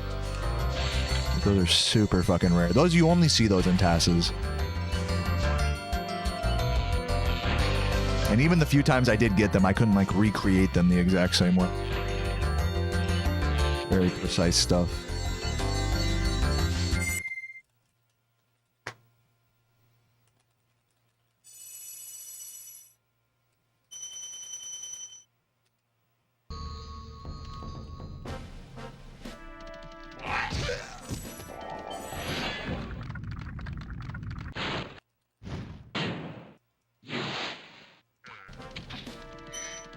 Yeah, it's the frame perfect damage boost, but then it's also you need the max height from the boost as well.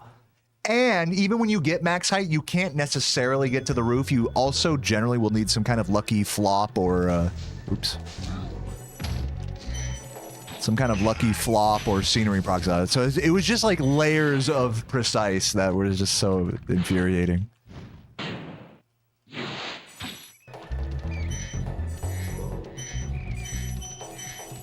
It felt that way in Terrace Village as well. It's like it's not enough to just get on the roof. It's like, or to just get like you know, a biscuit blast or whatever, or a firework flop. You know, it's like you have to do that and then do some good out of bounds movement. You know, is my stream getting laggy at all? I see the OBS window kind of struggling a little bit here.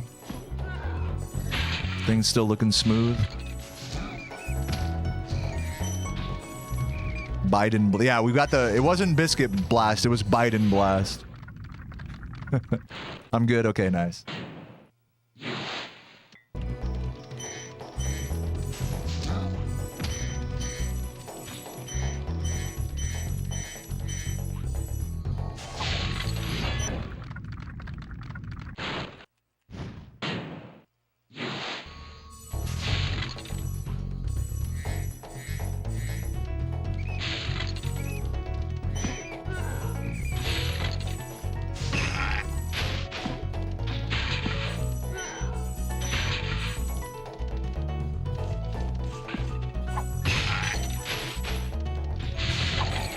The gem collection.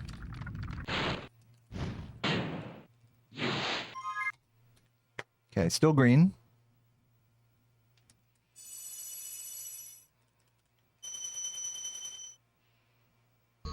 The struggle of getting the flops and proxies is, yeah, I mean, that's the one thing I'm going to make a big point about is like how precise some of the things I was going for were. Because it varies. I mean, some things are like frame perfect to get a damage boost, but then it's like an extra level of like pixel precision to get the exact right kind of damage boost. And then after that, you have to do a wall glide or a scenery proxy, which is its own kind of coin flip. You know, so there's layers of precision to it that I'm hoping to be able to kind of illustrate in my whatever story time YouTube video about it.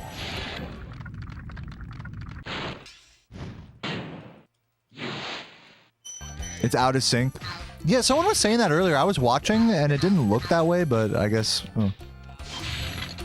it's still watchable though, right? It's like still just a tiny bit. See, I can't do anything about it now. I'll have to watch the VOD after the fact and look at that.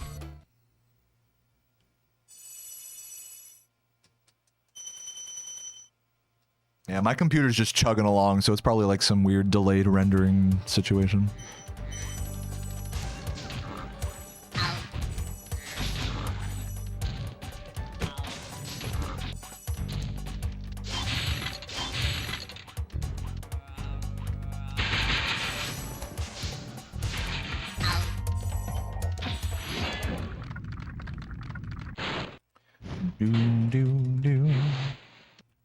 By the way, I don't know if I shouted out Rise earlier. Thank you for the Prime, Rise, and the good luck on runs. I think I did shout you out, but just for good measure. Love you, Rise.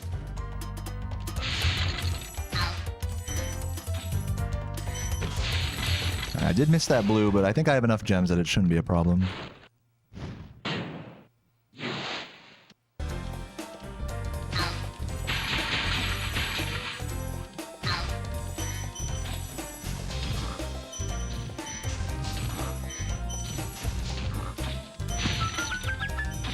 Oops. Yeah, I mean, it kind of had to... A little slow. Ooh, barely. Chris had a new P... No, Mac, you're not... Dude, Mac, I'm so surprised you're not in the Spyro speedrunning Discord. But Chris just posted a new PB today. New splits. Oh, fuck. 3744. I think. I have to get another thief in Wizard Peak. Type thief fuck when I get to Wizard Peak. Yeah, Chris literally just got a new PB today.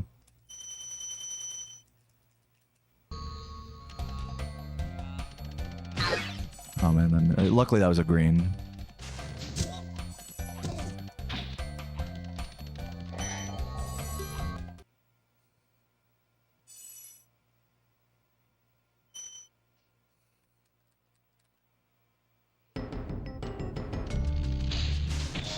Dude, really? How did that not flame charge? Getting a little fucked here on the gems. I'm gonna have to go wide here also. Hopefully I don't get fucked on this cycle. It's gonna be a tough one. God damn. Losing time. Unlucky. It's costing me a couple seconds this cycle. Not to mention the blue that was missed earlier. But it's okay. It's not a train wreck yet or anything. I just should still be green exiting this level, hopefully.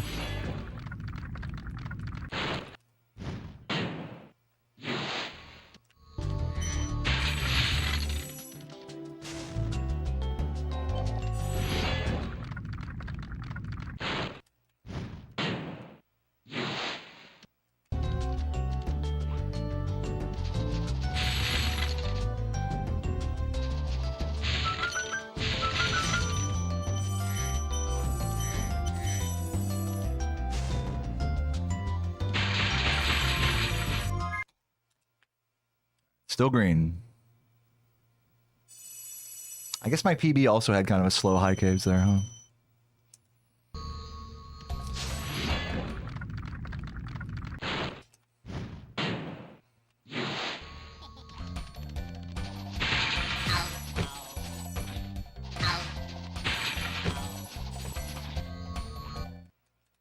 Alright, thief fuck. Dude, keep typing that. I have to get the thief at the end of the level, so just keep typing that. I might go for the ballsy supercharge here that I was practicing. We'll see. Shout out to Dave's Bag of Bones. Blame him if I fuck up in this level. Ugh. Now I really need that extra blue.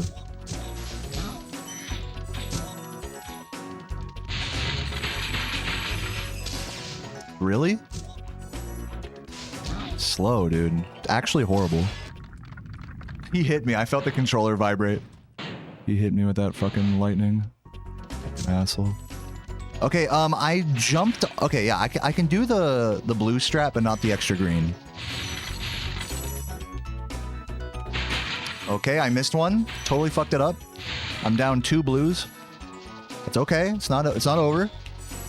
Just dropping some annoying gems in this Magic Crafters.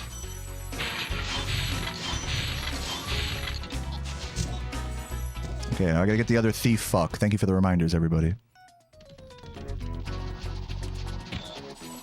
Another missed blue, and another I missed 20 gems! 20 gems so far in this level.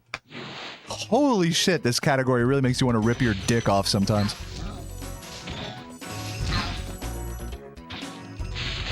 Get this.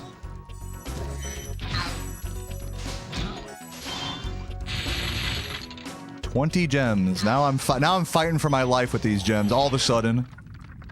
I mean, and isn't that bullshit? It's like I got like within a fucking pixel of all 4 of those blues. But none of them worked out. Fucking fuck you.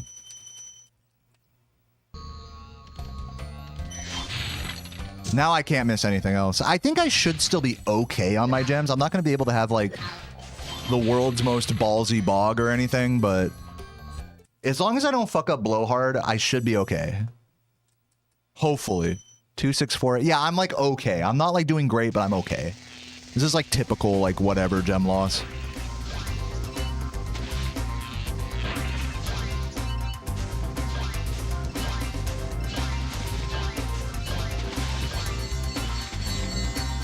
That's really annoying though. I could have been on a very positive gem count there if I had a better wizard peak.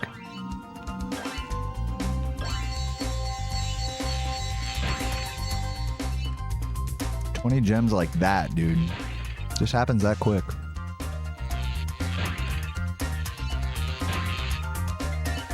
But it is a good thing I've been thorough for the rest of the run, so that way this isn't like a total nightmare or anything. It's just annoying.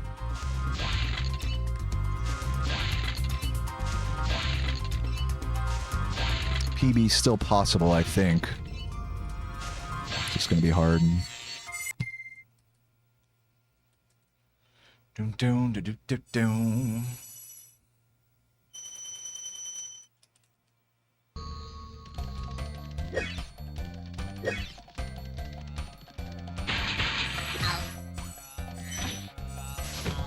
By the way, Mac asked earlier, what do I think about Chris's potential? Like his potential to whatever his PB potential is. I think he can get like mid 37s or maybe even a new record. I think he's capable of that. Maybe.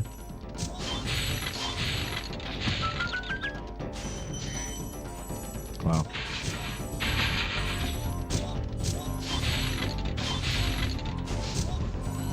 I don't think he has the time to like really grind it out that hard though, like how I am. Just gotta play it slow here. That's okay.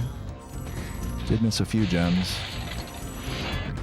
It's just a question of time. When it comes to like grinding for a world record in like a competitive speedrun category like this, it's just a question of like time investment at a certain point. It's like okay, like you gotta be good and have like a good route, like well practiced, sure. But at a certain point, it's like, okay, now are you willing to spend hundreds of hours losing runs? You know, that's like the part that people like kind of don't think about. Chris has a real life and a real job and stuff, so any PB he gets is like a massive W, you know, with the time consideration there. For me, getting like a new PB is like, okay, well that's expected because I'm sitting here grinding like crazy, but you know, not everyone has that. In fact, few people have that luxury. To just be able to stream every day for hours at a time.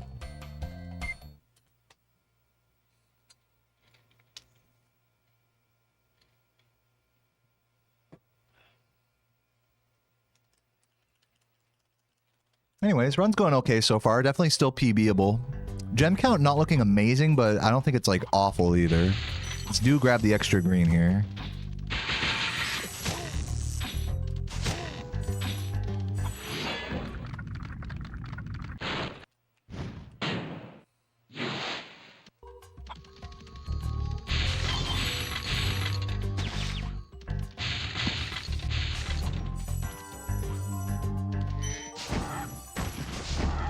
Okay.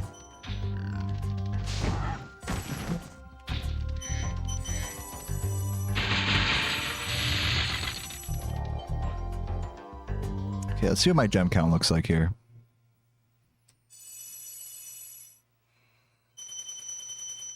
Yeah, this is like this is a normal gem count. Luckily, I was thorough with my gems earlier in the run that I could take the gem loss in Magic Crafters and be basically even with where I want to be. I'm not going to be able to be mega ballsy in Bog.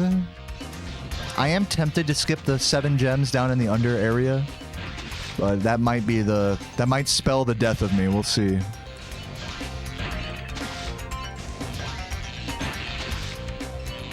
I did do that in my PB, the Ash Underground skip.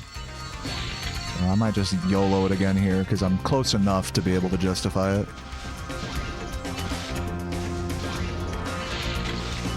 But I would really like to be over 3790 exiting this level, which I am not.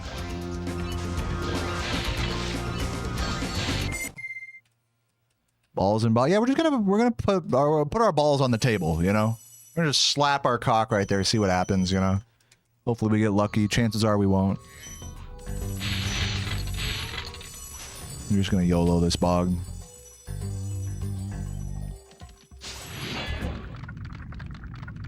Something's happening. I'm dead even with these. I mean, look at these splits right now. Dead even with PB, basically. That is so fucking annoying. Sparksless, fuck you. Okay, so basically this Bog needs to go perfect if I want to have a chance at PBing. I need to hit this fodder at the start and not take damage the entire level. Easy.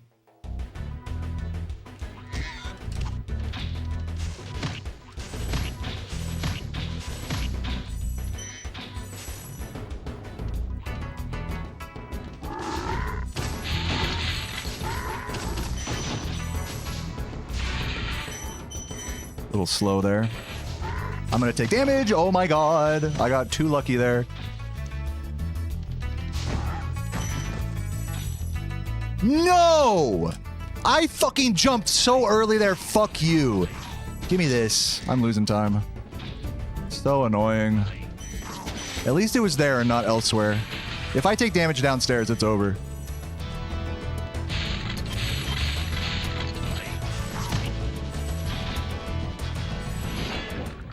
Okay, let's see if we get... We gotta get lucky with these gems here, since I skipped those other ones there to my left. Okay, that's not good. That's fine. Gotta grab these. I need this. Oh, he just has a green, actually. Thought he had a blue. The other guy has a blue. This isn't looking great. I'm probably going to lose a few seconds here. But the gems aren't horrible. Oops. Almost missed that. Dude, I pressed X so early on that one jump earlier. It's such a bullshit. Like, I knew that was going to happen, and I fucking accounted for it, and it still happened. Like, okay, cool.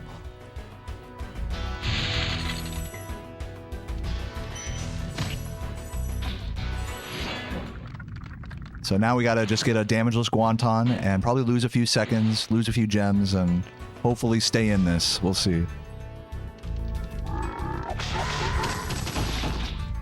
That's not a good bonk. That bonk spells trouble. Yep. Missing that blue, but I'm just gotta keep it moving at this point. Sucks. Bad bog. That's not the bog I needed for PB, honestly. It wasn't the worst bog in the world, it just wasn't good enough. Unfortunately, if we're asking for a PB. Look how much time that lost. And that wasn't even like the worst case scenario. That bog could have gone so much worse too. Now it's worst case scenario. Now it's over. Run's dead. That sucks.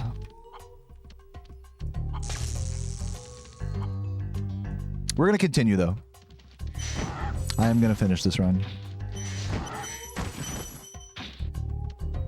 So probably like, I don't even know, like maybe 20 seconds behind now.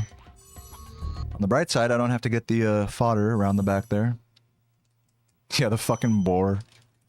Yeah, it was pretty much dead after that bog. I'm not like super heartbroken because that bog pretty much was the nail in the coffin anyways, so wasn't like I was doing great or anything at that point. Let me try the Ash strats. I'll try to go ballsy here.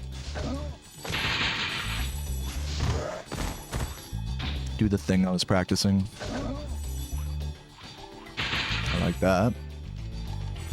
Ooh, is he gonna teleport? I don't know. This is gonna be a close one.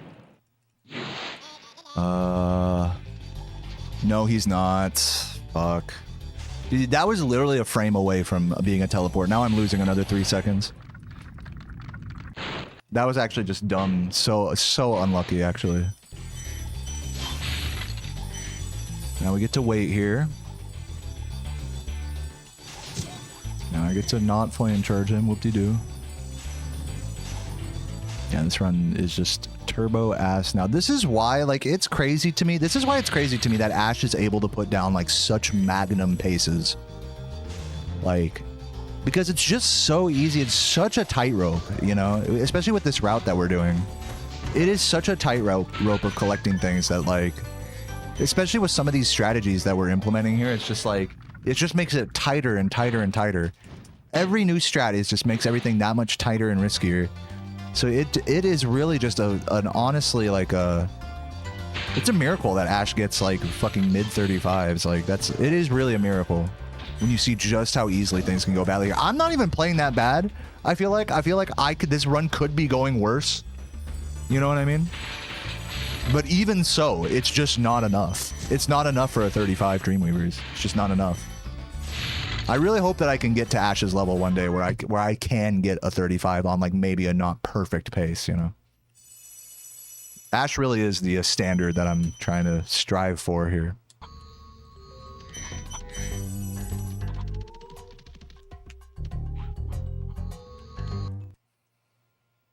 Okay, so if we're, what is it? 4649 to 4673. Okay, that means we can skip over 10 gems here. I forgot how many the one section skips. I think I'll skip the Chris section, but then grab the extras elsewhere. I think that's the move. This might bring back a little time. We'll see.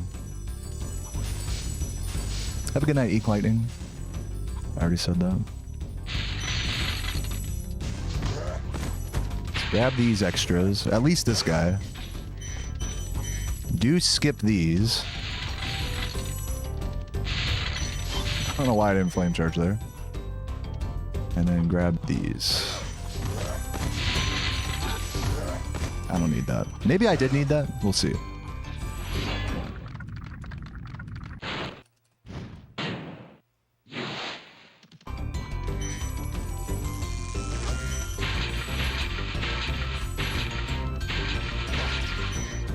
Interesting how far ahead of the cycle that strat puts you. Like different, you know, when you've seen that section thousands of times like I have, it's like, oh damn, those pylons are buzzing off differently.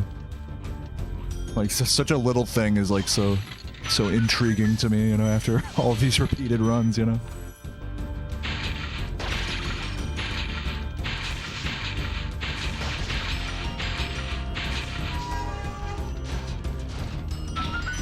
Oh my god.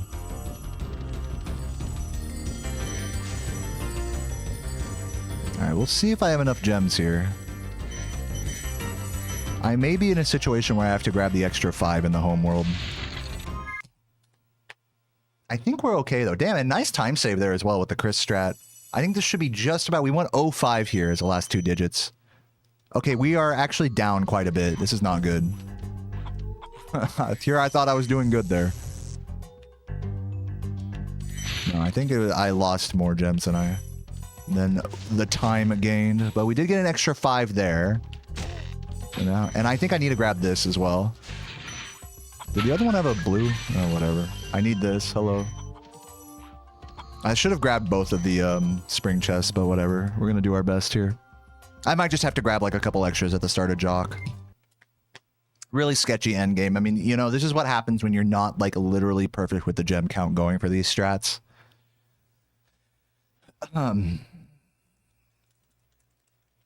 So yeah, I can't say I'm surprised by this state of affairs. It's just like, man, you gotta have a good run and like be perfect with the gems to go for the strategies that I'm trying to go for here.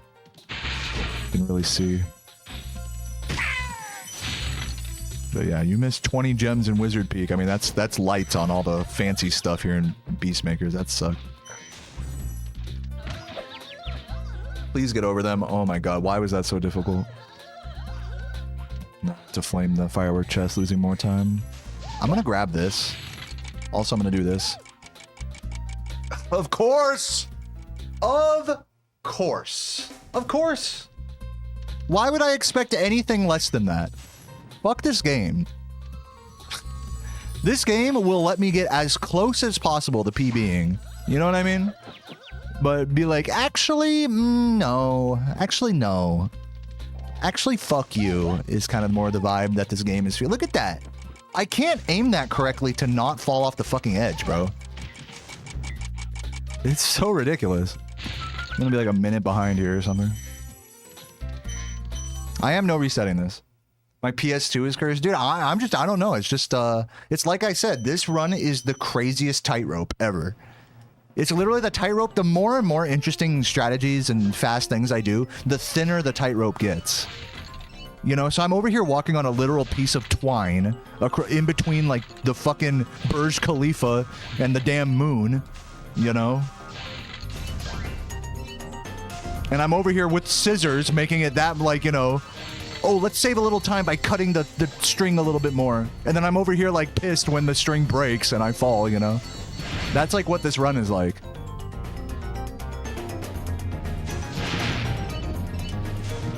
It is such a tightrope. It is a tightrope that gets thinner and thinner the harder and harder I play. And so runs like this are just the norm, really. Where it's like, oh, it was almost good, but just not enough. But I think it's one of those things like I was saying during my whatever it was, please. Jesus Christ, that took so long.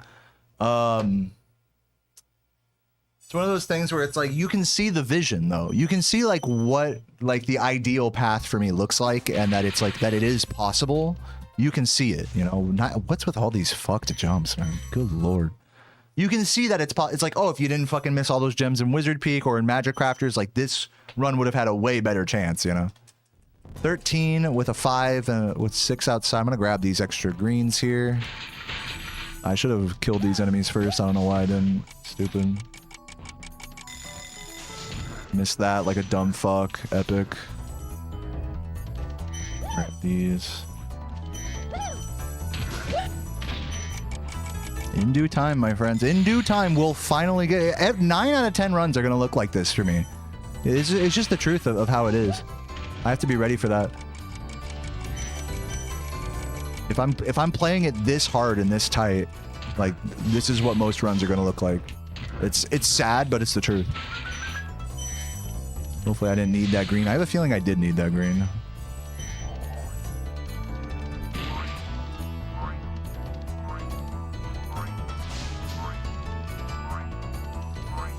So yeah, I think that's like a big reason why my runs aren't like as consistently good, I think, as Ash's. Is that it's like I'm really walking the tightrope even harder. Ash, I think, has a really good sense of slowing things down to when they know it's going to be like a fucking train wreck otherwise. That's a sense you kind of have to have in this category. And I think I was doing a good job with that actually in the earlier part of this run. The earlier you can take like an attitude of like, oh my god, just fucking hit this, please. That should be everything, right? Nope. I literally need one more gem. Supposed to grab that instead. Like everything. It's like it's mind-blowing to me how close I can get and still get the worst case scenario. You know what I mean? It's like I don't know. I put myself in this position. It's like it's got to be like 10 different spots from Beastmakers to the end. I like could have made it work, but instead got the worst case scenario, you know? It is really like a real mental game like that.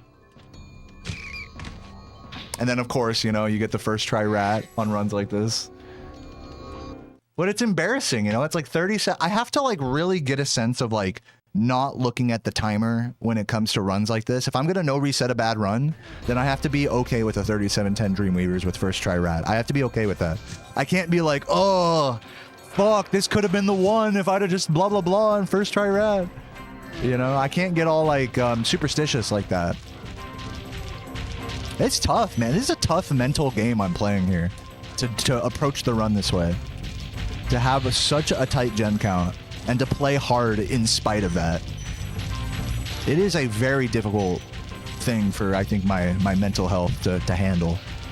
Because it's just, like I said, I'm just not going to be finishing as many good runs.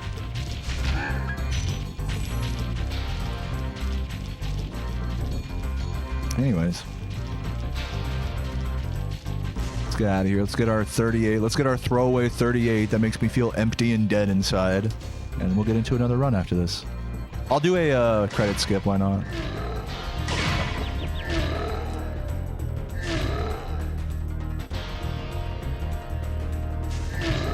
I almost missed him.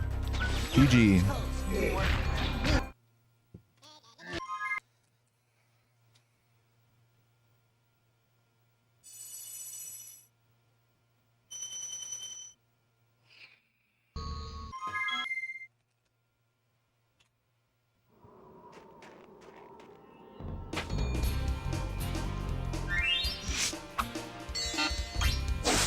Let's do another. I might if I can get through this run, we'll see how hard the grind goes here at this point. If I can get through this run and I still feel like playing, I might switch to Spyro 2. We'll see. It seems like it wouldn't be a bad idea to have like, because I feel like I got so drained after that last run I was on just now. I feel like a change of pace would be really nice right about now. Like if I can't get a run going here, I might switch to Spyro 2. And proceed to not get a run going in that. I do want to dip my toes back into that game more. Even though I really struggled with it yesterday emotionally, I think I do want to play it. It's just gotta be in the right headspace. Which now would be a good headspace because it's like I need a, you know, fucking so much struggle from this category. It's like you want that change of pace, you know.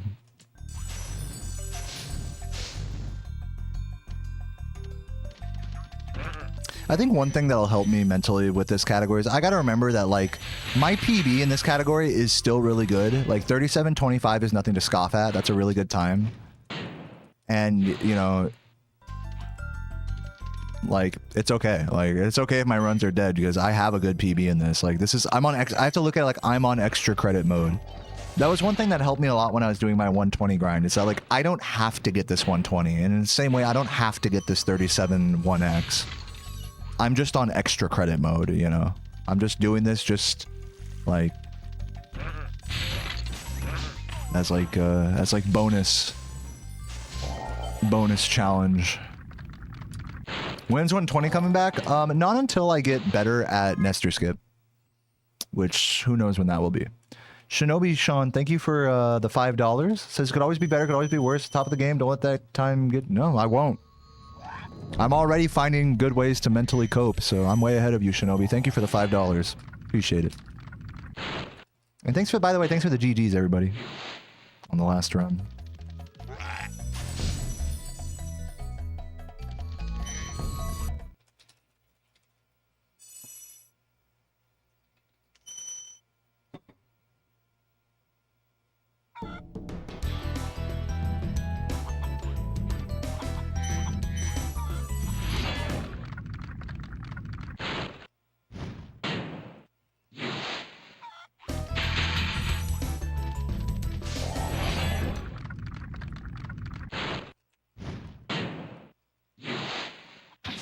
Oops, nice miss.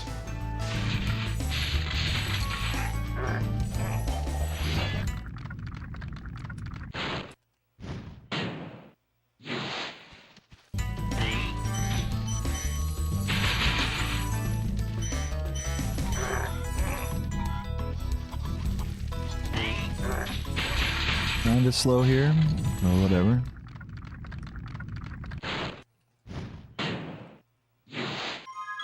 Let me out, please. You like the Toreadors? Is that what they're called? The bullfighters or whatever?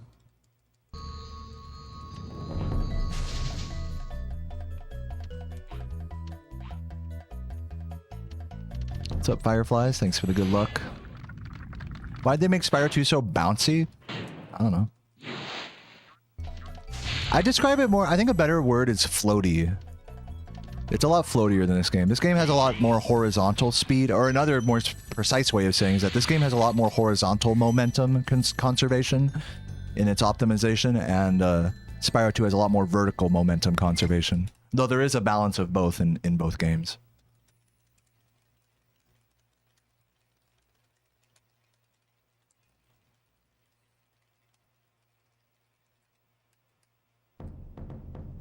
Where are the key points to save or lose the most time to get world record?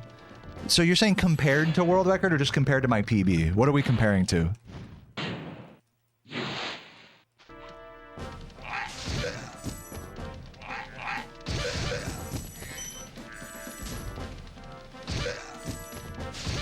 I should go through and like compare my PB to world record. I actually have not done that.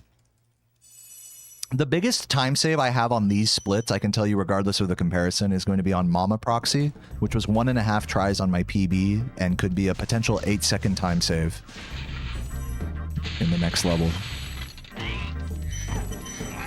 There's also scattered, like, you know, 1 to 3 second time saves in various levels as well. Especially considering that I may or may not implement more risky strategies in Beastmakers depending on my gem count. There is a bit of a variance in terms of possible time save given the gem count in that with that context. So TLDR is I could save like 7-8 seconds on Mama Proxy. I can maybe save another 5 seconds in Beastmakers if I play ballsy. And maybe there's a few more seconds in the end game, like in Jock, I think. Some time to save. And run's dead. So I hope that answers your question. Compared to Laura, I don't know the exact comparison compared to Laura. And by the way, Laura does not have world record anymore. That would be Ash. Just so we're all on the same page. 3, 2, 1, go. Yeah, I actually haven't gone through and like done the split deltas like with world record and Laura, but I personally don't feel it necessary. I know where I lose time, you know. Okay, rolling. Oh, for my own sake, you know. But if I'm really trying to optimize, like to find what levels to focus on, then yes, I should compare to them, I guess. Whatever.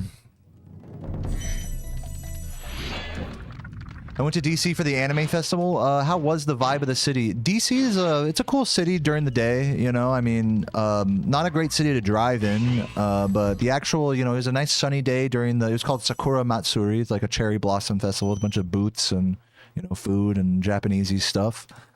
It was nice. It was a nice day of walking around and having beers and chilling with Sarah.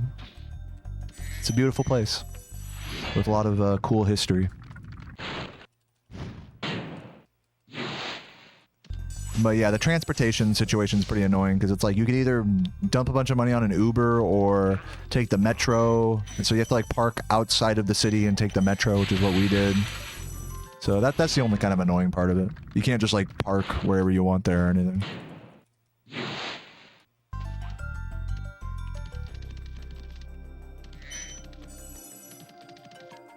A lot of homeless harassing you for money. I didn't get a lot of homeless people harassing me. It didn't seem as bad homeless. I mean, I'm from LA, so I'm used to homeless people like being like an actual epidemic. I did not see that being the case in DC, but maybe I wasn't looking in the right places, to be fair. It probably is, and I just don't realize. Thanks for the good luck, Miris Galdir.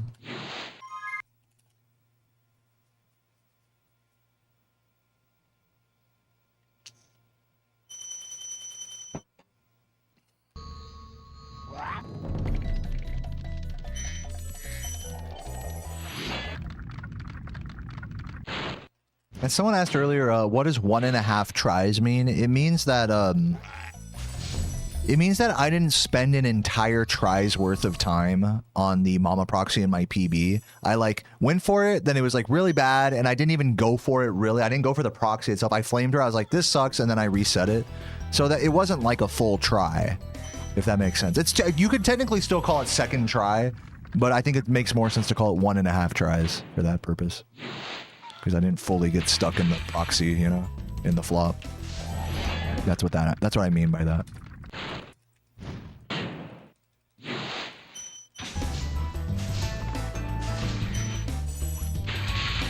Slow.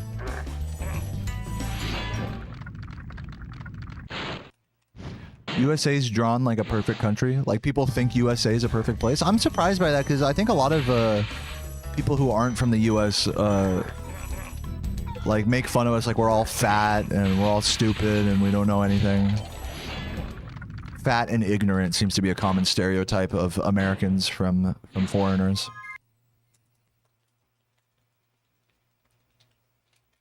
But I appreciate if you think USA is a perfect, it's a cool country. Obviously there's no perfect country. USA has plenty of problems.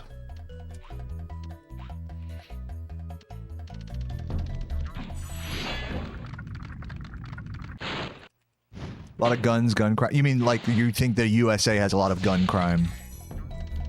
I mean, it really depends on like what you mean by a lot. Like, I'm personally not scared of like being shot at any given moment. But there probably is still like a lot of gun crime despite that.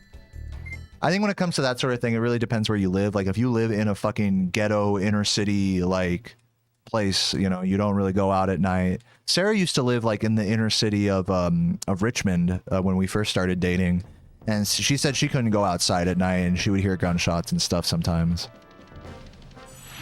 So that's pretty scary. You know, there are definitely places in America that are like that. It's just not commonplace. You have to like really be looking for like the slums of these big cities to really be in direct danger, I think, in that way. Which again, I think that's like that sort of danger exists in all sorts of in other countries as well. You know, maybe it's not with guns, but it's like with some other weapon or something like.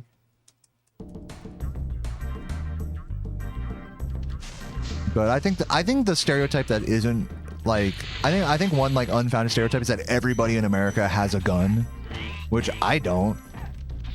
No, none of the people I know own a gun. Some people own a gun. Actually, some people that I know own a gun, but like most of my direct friends, you know, people that are my age, like we don't own weaponry. Like we don't like. I think the only people that really own guns in America are people that are either have an interest in guns as a hobby, like, you know, going to shooting ranges and stuff like that, or people who like are like really hardcore about self-defense, which not, you know, that's a minority of people. Not everybody in America is like so scared for their life that they feel like they need to defend themselves with lethal force at all moments, you know? That's like, now I don't think that speaks for the majority of the populace, that sort of outlook. Those people do exist, you know, but I don't think they make the majority of people.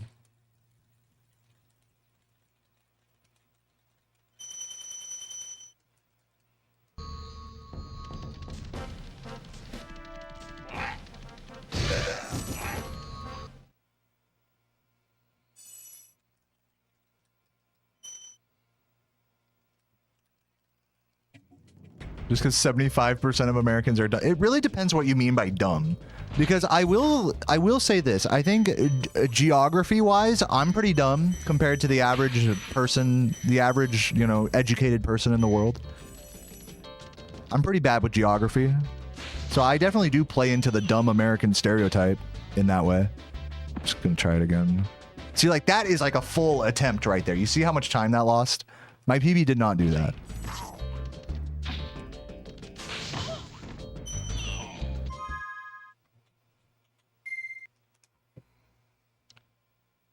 Yeah, intelligence and being dumb or smart, it's like, it's definitely a perspective thing. It's however you measure that is however you measure that. Everyone measures that differently.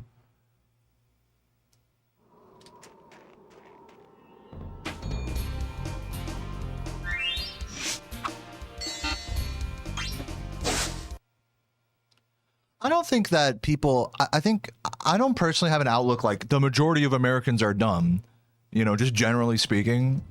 I think people are just like, Okay, rolling. Oh, it's been peaceful. I think when it comes to politics, I think a lot of people are misled.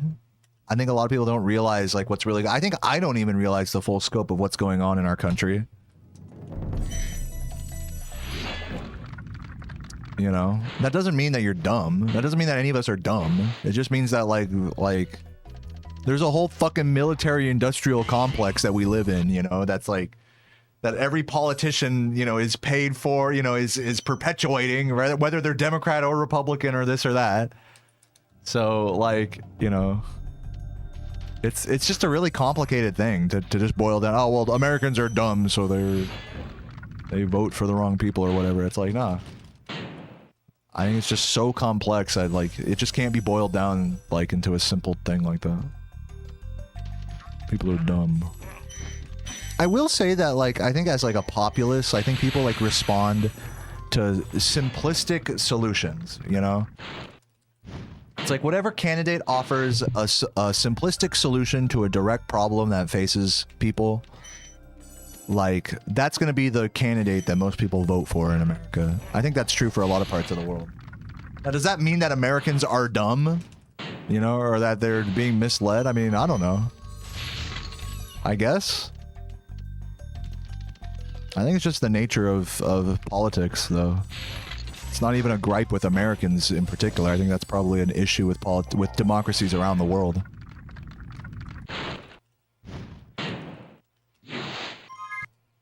People are misled by issues that, you know, like, oh, okay, this bill is gonna do this, and then it actually does a bunch of other shit that you didn't want, you know, type of thing. It's like, who knows, you know? I don't fucking know. Unless you're like unless you're really deep into this shit and you're like, really research everything that you're voting for, which, you know, the vast majority of people aren't, you know. They just go off whatever the people around them are doing. I'm no different, you know.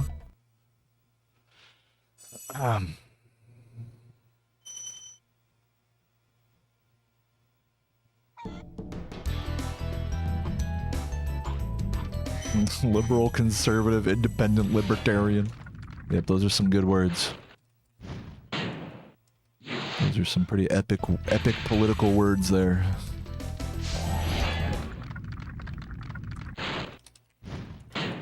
But yeah, all this to say, I don't think Americans are dumb. I really don't. There are dumb Americans, but there's dumb people everywhere in the fucking world. And dumb means something different to everyone, so. By my standards, I think if I were to really try to quantify it, by my standards, I think dumb would be like financially illiterate, like financially irresponsible. I think that's like one thing I would call dumb.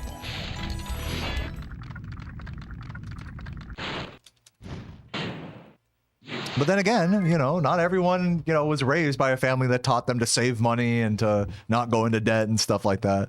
So what seems dumb to me is like just the way it is for someone else, you know? They have to, it's a lot more to overcome for someone. So it's like, to call something dumb, I think it's just like, it's honestly just a prejudice thing, you know? It's like, ah, well, this is common sense to me, so therefore it's dumb that it's not common sense to you. You know, you're dumb for that, you know?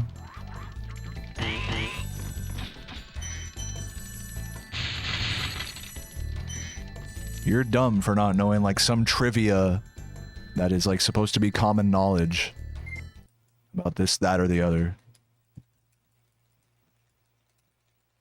But yeah, nobody has the same upbringing. I mean, it's an interesting thought. Like, what would humanity look like if we all, like, had the same type of upbringing, the same, like, political views, the same, like economic, like, you know, same access to money, same, you know, like pure communism, right?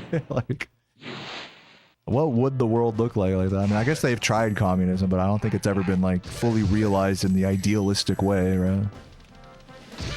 That's the problem with political outlooks, is that, like, a lot of them are centered around, like, an idealistic view of the world, when the world is never going to be, like, you know, it's never going to be like everybody feels the same way about something. Everyone thinks the same way about something. Like, it'll never be that way. It would be ideal if that were the case, but, you know, that's just not how the world works. It's a beautiful mess in that way, that, like, we are, like, a byproduct of being free thinkers, is that, like, we naturally butt heads to the point where everything that's worth doing as a population is brought to a horrible bureaucratic gridlock of, you know, of just, like, getting nothing done, and compromises, you know, leading to nothing valuable ever happening, you know, in government or in law or anything. It's just like, I think it's just a byproduct of humanity that it's like that, you know. It doesn't make us dumb. Oh my god, fuck. I'll give this one more run before I give up here.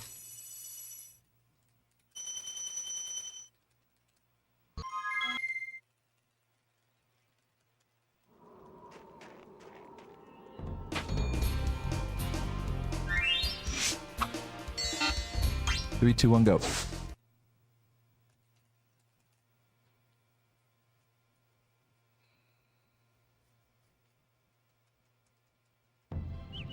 What investments do I have? I recently opened a Roth IRA that has about $13,500 in index funds. But I waited many years before opening that. I also have a lot of money in a certificate of deposit as well. And I also have a high interest savings account. So I have 3 different forms of savings, with only one of those being an actual, like, investment account.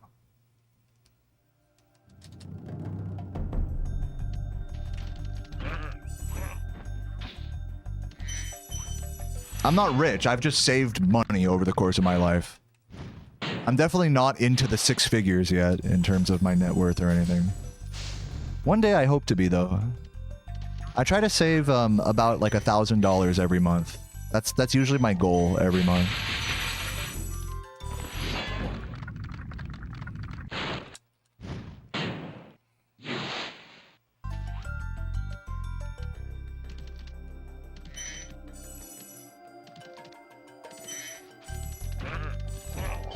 But I'm definitely not rich or anything.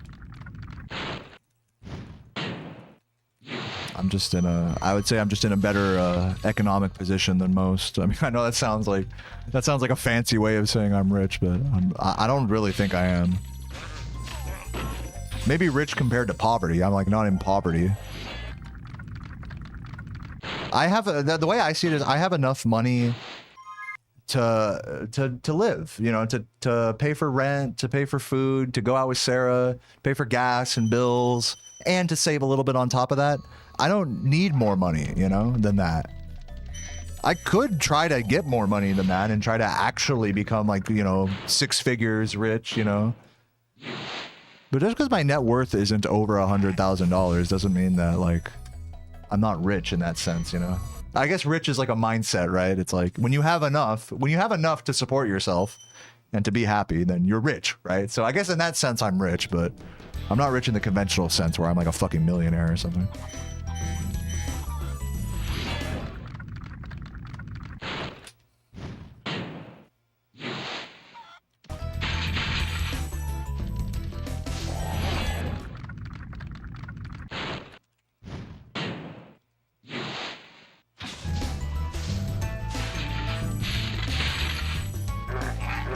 Dude, missed the blue. Yeah, financial security and mental security are like two different things, you know? You could be financially secure and mentally unstable. And you could be mentally stable but financially insecure. I think the optimal, I think the best option is that you are good in both departments, you know? That one department isn't like influencing the other too much. That you don't get so obsessed with money that it becomes like your purpose in life, you know? Whether you're rich or poor. And conversely, that regardless of your money, that you're happy with what you have, you know? There's a real balance to those two, like, areas of thought. Like, states of being. But yeah, so my outlook is that I just want to have enough money to not worry about money. To be able to save and feel like, you know, okay, I'll be able to retire one day, maybe. And I think that's like a lot more than most people could ask for. And I have that. And, you know, so just to have enough money that you don't have to worry about money. I think that's the optimal amount. And then at that point, stop trying to get more money and just enjoy your life, you know? And unfortunately, I think for a lot of people who like really, really grind out, like try to get a lot of money, you know, entrepreneurs, people who like fucking work like 60-hour weeks, you know, at a sales job, trying to really fucking cash it, you know, a lot of times, you know, they have to, you know, I'm not speaking about the people that have to do that right now. If you're a person that has to work like a 60-hour week, you know, then you have to do it. You have to do what you got to do, right? But for people who don't have to necessarily work like that fucking hard, but they have like this Sigma grind set like mentality that like unless you're building a shit ton of wealth, you're just wasting away, you know? I think that's really stupid. Personally.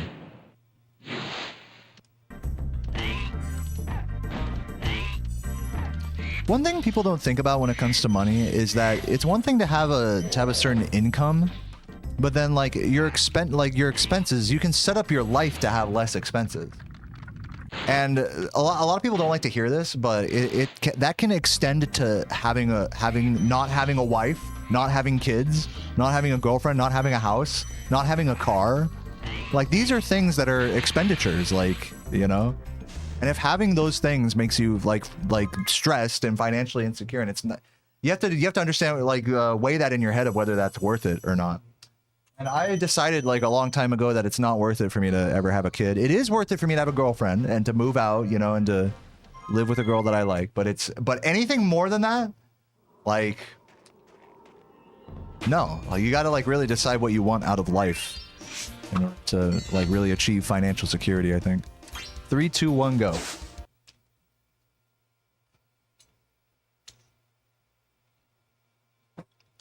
If you don't come from like a strong, you know, if you come from debt, you know, if you come from like a poor family and you want to have kids and you want to have a wife and all that, it's like, it's just going to be a hard road for you. I mean, and you know what? I'm not even here to judge that, because if that's the road you want to go down, if that's like what makes you happy is to work hard and then go home to a wife and kids and just be constantly like doing that. And, you know, plenty of people my age now in their late 20s are like transitioning into that, or have transitioned into that lifestyle of like work, you know, 5 days a week, work 40 hours a week. You know, and when you come home, it's just all fucking chores and taking care of this and taking care of that. I found like a really nice, I'm lucky, I should say. I'm lucky to have found a really nice sweet spot in my life where I get enough money to support myself. I'm not rich. I'm not making like fucking bank off of Twitch or anything. I get enough to support myself, and I've given myself enough, all the free time I could want in life, you know? Without having to worry about like, oh fuck, I should stream more, I should be working on YouTube videos more. That's like a fucking real thing that like, that people in my position as like full-time creators like are just constantly, anyone who's like self-employed I think has that in the back of their head where it's like, you're not allowed to have free time. You're not allowed to fucking just like chill out for a day and take a day off, you know? But as time has gone on and me living with Sarah and all that, I've grown more and more like okay with being, I guess you could say, lazy, you know? Like to take like a mental health day or to just do like a little bit of stream, maybe just a couple hours of streaming and then just chill out, play RuneScape and cook food for the rest of the night, you know? Like I feel like I'm truly living the life I want to live, you know? Like this is the best point in my life so far. When I was a kid, like I could only dream of having a lifestyle like this. And it'd be cool to be more rich, I guess, but like it wouldn't really do much in terms of like the overall lifestyle I live.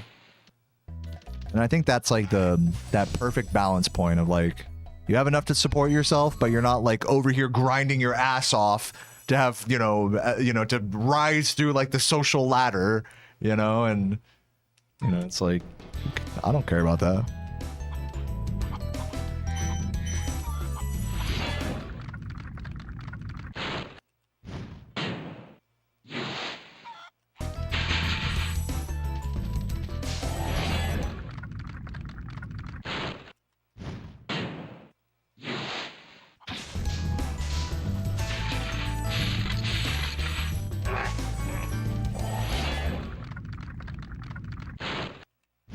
Again, though, I just want to reiterate that I am really lucky. I come from like what I would consider like an upper middle class family.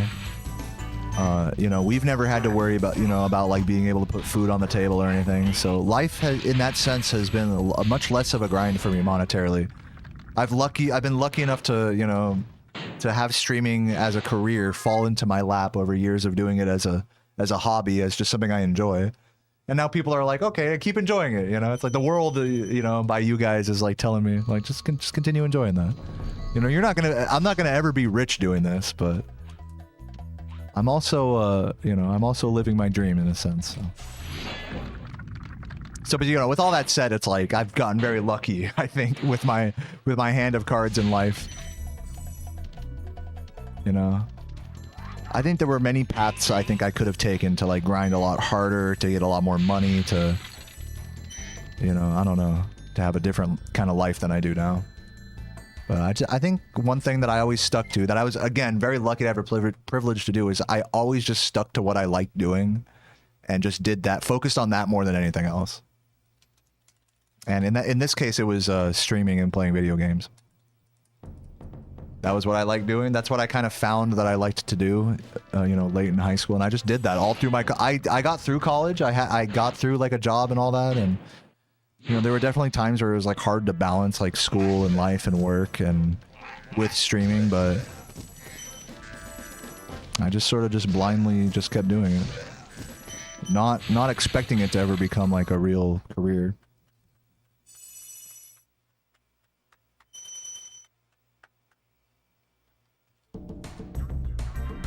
This isn't a real career, guys. Like, this could. Sarah was kind of talking to me about this the other day. Is that it's like this could like just disappear. I guess this is true with careers though as well. Is that it could just be pulled out from under you like in an instant. Twitch could ban me. You guys could just stop subbing to me. Like. So every day is really a blessing that I get to just keep doing this and you guys enjoy it.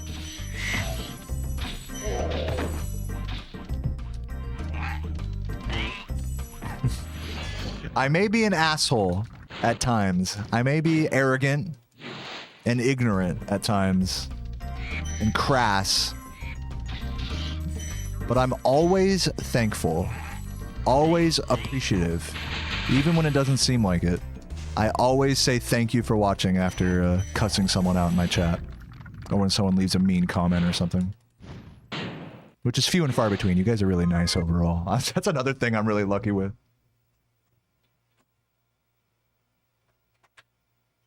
These splits are incorrect. There we go. Fixed it.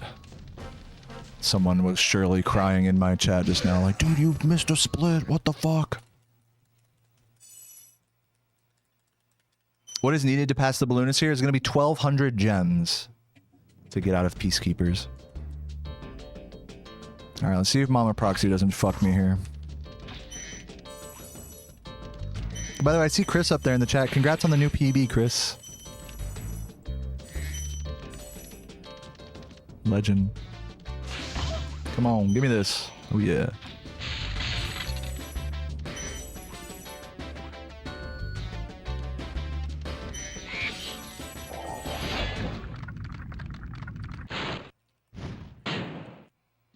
You're in a boring... That's like insane that you were able to like just do a run while like in like, what was it, like a Zoom call or something? Like we really live in the year 2024 where you can like just do a run like in the middle of it. Imagine saying that to someone, in a business person in like 1970, that you like played a video game like during the meeting or something. You like fully tuned out, you know, and just like fucking went for a run or something, you know, during a meeting. Like that whole concept is like so foreign, you know. It's fucking... That's really epic. I was saying this earlier, Mac asked about like, do you know, Chris got a new PB. He wasn't even talking about your current PB, but he was like, Chris got a new PB. What do you think is Chris's potential? And I'm like, dude, like, first of all, obviously, I think Chris can go as far as he wants in any of these games, and has already. You know, he doesn't have anything to prove. In the same way I don't have anything to prove, he doesn't have anything to prove. We're on extra credit mode the way I see it in speedrunning. But, you know, I think the big important thing that really makes, like, Chris's grind, like, such a huge W is that he has a fucking life, dude. I don't have a fucking life like that. You know, he has a job, girlfriend, you know, he did that shit during a meeting. I would never be able to do that. That would be such a distraction for me to, like, try to, you know, be in a meeting and do a run at the same time. I could never, you know? That's why it's, like, such a huge W for him, that it's like... I have all the time in the world to grind out for a world record, but someone like Chris doesn't, you know? And that's why it's fucking epic that he still finds the time anyways, you know? It's like that for a lot of people in competitive gaming, just generally speaking, you know? There are the people that just fucking know life, or that really just devote all their time to a fucking speedrun. And there are people that can't do that, you know? It's like, just like we were saying earlier, it's like, you know, we all set our lives up in different ways, you know? I've been like very careful over the years to set my life up in a way where I can just speed run as much as I want and just chill out for the rest of the time. Not everyone has that luxury, which makes it even huger of a W to fucking succeed in the face of that. So yeah, GG's to Chris. Not to cast a bunch of judgments about your life or anything. Just wanted to acknowledge that it's like, dude, you're doing that and you're a fucking full-time programmer. That's pretty cool.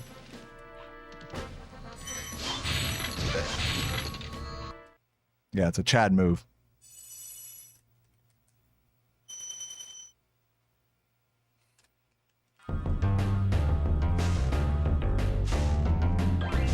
What's up, P-Hey? How are the runs going? Okay. This is my second run out of Mama Proxy today, PBable. I did have one PB pace going into Beastmakers that got kind of fucked from the gem count and magic crafters and then sort of slowly crumbled to the end. Very salty first run of the day. Here's hoping for better on this one, but honestly, the likely situation is that will probably happen again, and again, and again, until I miraculously get one run that doesn't, like, miss a shit ton of gems everywhere. Such is the nature of this route.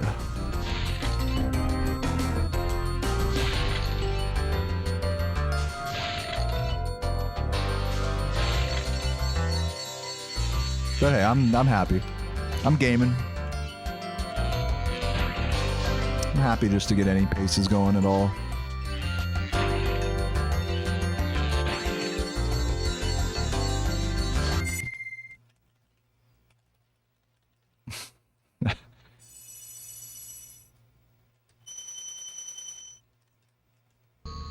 You know, the patience for professional speedrunning. There really isn't a big difference between what I'm doing and someone who does do it as a hobby. It's just the amount of time you have at your disposal, I think, is the biggest difference. But even with having all day to like grind runs, I find that I don't grind runs all day. I'll play for like maybe 4 hours. Maybe maybe on a crazy day, I'll go for like 6 hours, you know? The only difference between me and someone I think that's like a hobbyist speedrunner is that like I'm able to just do that every day. But the hobbyist can only do that on certain days. But the actual approach doesn't really even feel that different. It's just the amount of time that's at your disposal on the day-to-day. It's the only difference. So in some senses, being a pro speedrunner like me, it's a lot easier, you know? I can really just focus in on my mental health and just like do what's right for me and not have to worry about juggling a million things in my life, you know?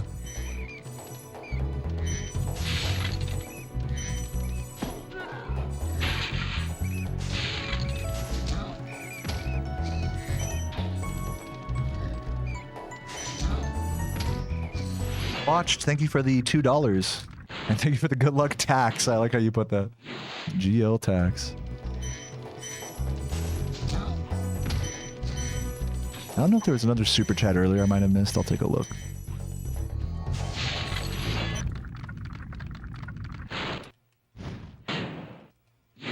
Seven-hour run of Crash 4, man. That sounds so. That sounds like such an odyssey. That's the way I like describe long speedruns. They're just odysseys.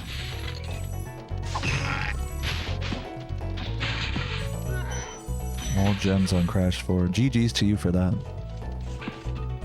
Those small feet.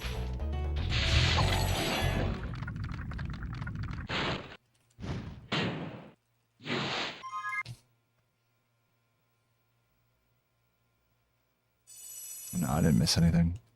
No grind. I think it's like a grind in its own way. Like even though like you say it's no grind, I think, you know, even just doing one run, one no reset every once in a while, that still counts as a grind, you know.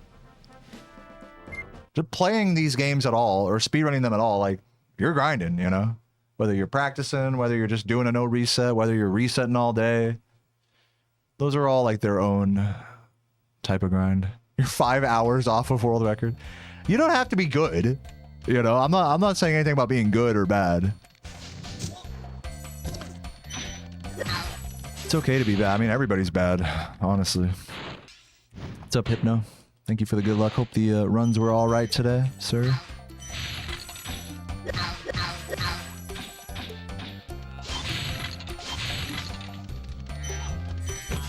Yeah, one thing I've learned playing 120% is that just in terms of like being able to stay focused, is that it's like it is so hard. It can be easy to be focused for like half an hour, like playing a platformer, or 40 minutes.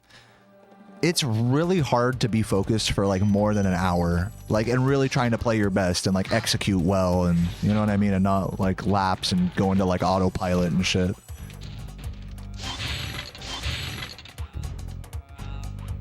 To have a sense of recovery, you know, an hour and 20 minutes into a run, you know, that's like crazy shit. That's like actual like mental strength type shit.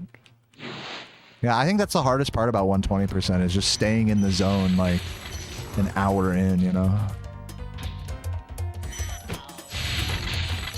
This isn't like a hard speed game in the grand scheme of things, but it is hard to play like your absolute best for an hour and a half straight.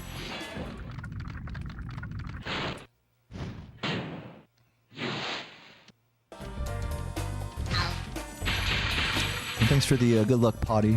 Good to see you.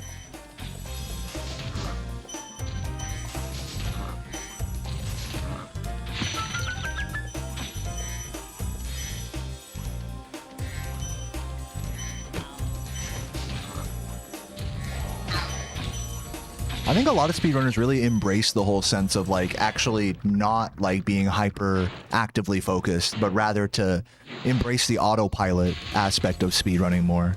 Because as you grind a route, you know, your muscle memory just gets stronger and stronger and stronger to where you can autopilot and get good runs that way. But I genuinely feel that the path to like actual improvement in this speed game is that you overcome that autopilot and that you know, even if you can get like a new PB with autopiloting, like you're not going to get like a real, like you're not going to really break through until you like start focusing again and then kind of go through that process over and over. Just my two cents. Just at least that's like my experience with it. Like, just because you can autopilot a PB, it's like, I choose not to, you know?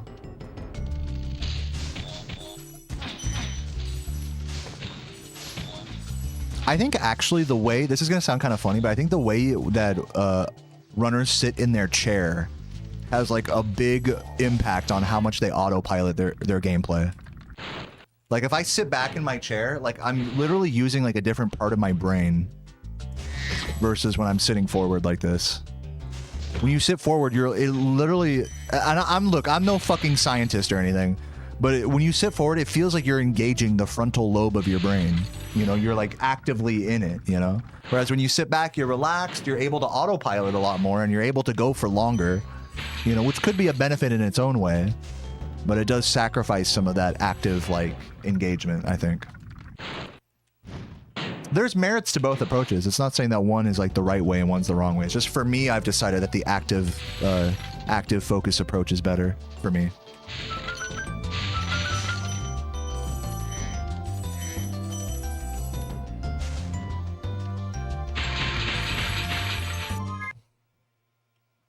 I have to activate my butthole, exactly.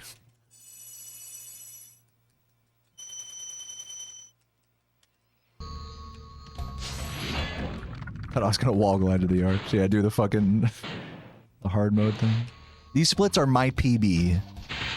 Not world record, but my personal best. So I am technically on PB pace right now. Lewis, thank you for the $4.99. Appreciate the little smiley. Very cute. All right, let's see if I don't throw it again here. I am trying to incorporate the updated supercharge here, so we'll see how that goes.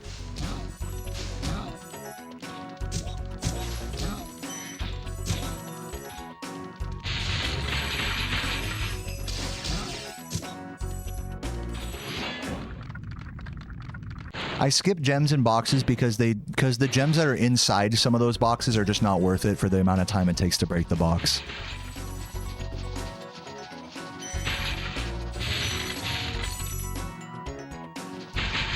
Missed a blue again there. But it's fine. It's not the end of the world. Oh man, that is the end of the world. That's probably run dead right there. Unlucky. In my opinion, you don't need to get gems. Thank you for sharing. It's a great opinion. Oops. Yeah, look at all this time I'm wasting grabbing gems. Idiot, clearly.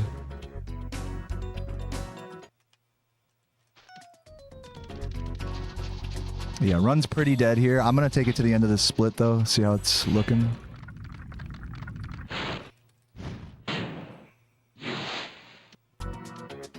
Tetris dude got world record while shooting the shit with chat. Yeah, I don't know. Every game is different is all I gotta say. I can only really speak to my outlook on speedrunning from the perspective of a Spyro main category gamer. Who knows, dude, when it comes to like Tetris, like NES Tetris, who fucking knows how, like, what's going through those guys' brains, you know what I mean? Because like the speed at which they know, like, okay, like this piece is coming up and so I have to do that. It's like they're 10 steps ahead of the game. It's and the how do I put it? It's like the adjustments that they make are so instantaneous, like, so it's just like a whole other brainwave of like of competitive gaming. That this game isn't like quite that extreme in that way. It's just totally different.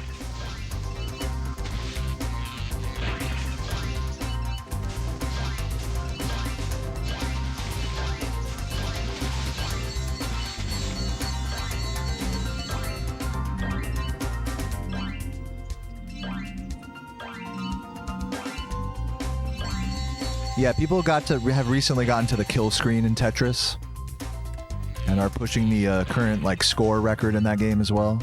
You guys gotta remember, so like with Tetris, this is like a TLDR about Tetris, NES Tetris, is that NES Tetris is the most competitive one, and that for many years it was thought that you couldn't get past a certain level because the pieces move too quickly.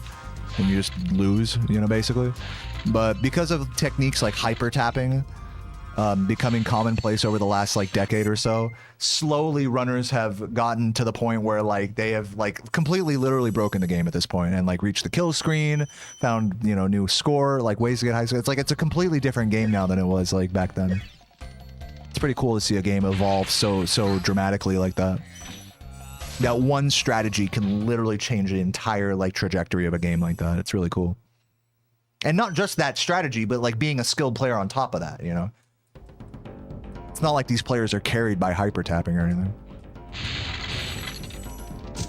So it's just a really cool progression to watch as an outsider, even if you don't like fucking play Tetris at all.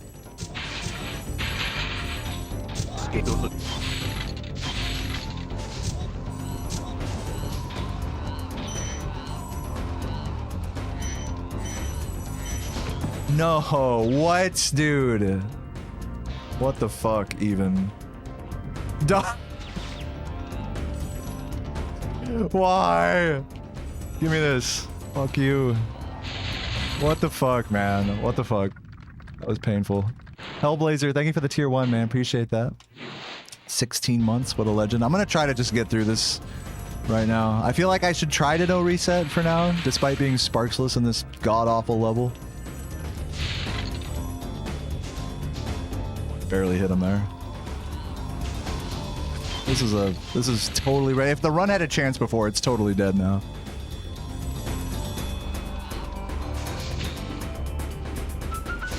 I just don't feel like resetting at this exact moment, to be honest.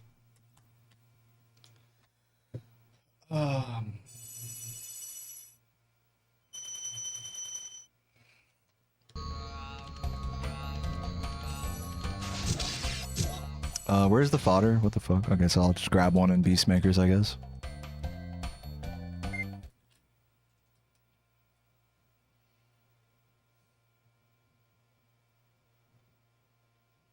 What's up, Undies? Good to see you, man.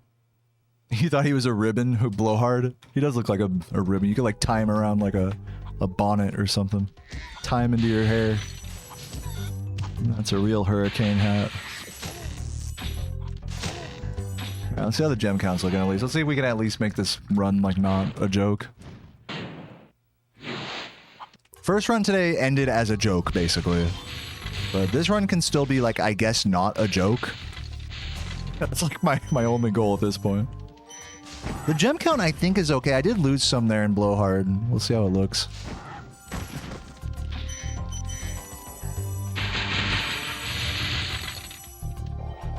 Yeah, I feel like I should no reset this.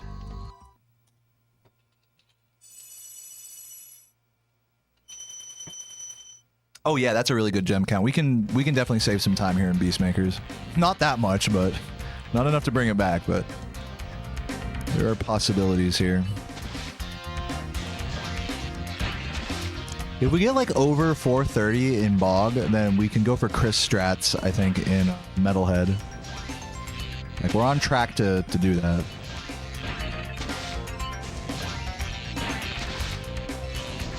It's crazy how there's like updated strats for all 3 of the levels coming up here in Beastmakers that like vary based on your gem count and ballsiness.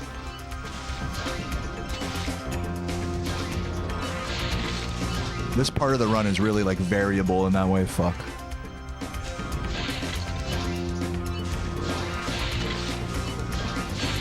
This is more time loss. Come on, hit the fuck, dude. Just hit the fucking roof. Asshole. Alright, let's see if we can get to minus 30 or not plus 30 seconds here. Hello, dude. Just like actually just grab it, please. Would love to see someone do a Spyro blindfolded run like the one guy with Mario 64. Yeah, that would be cool. I agree. I would love to see that as well. I don't think there's anyone really interested in doing that right now. A lot of people have shared that that would be cool in my chat, but no one has really gotten the balls to just figure it out themselves. The cool thing is that any one of you guys could pioneer that. You don't have to be a pro speedrunner to come up with blindfolded strategies. And yet, no one really cares to dig into that. Understandably, it's probably pretty painful. It's one of those things that sounds cool until you try it, you know, and then you're like, oh, wait a minute, this is actually really hard.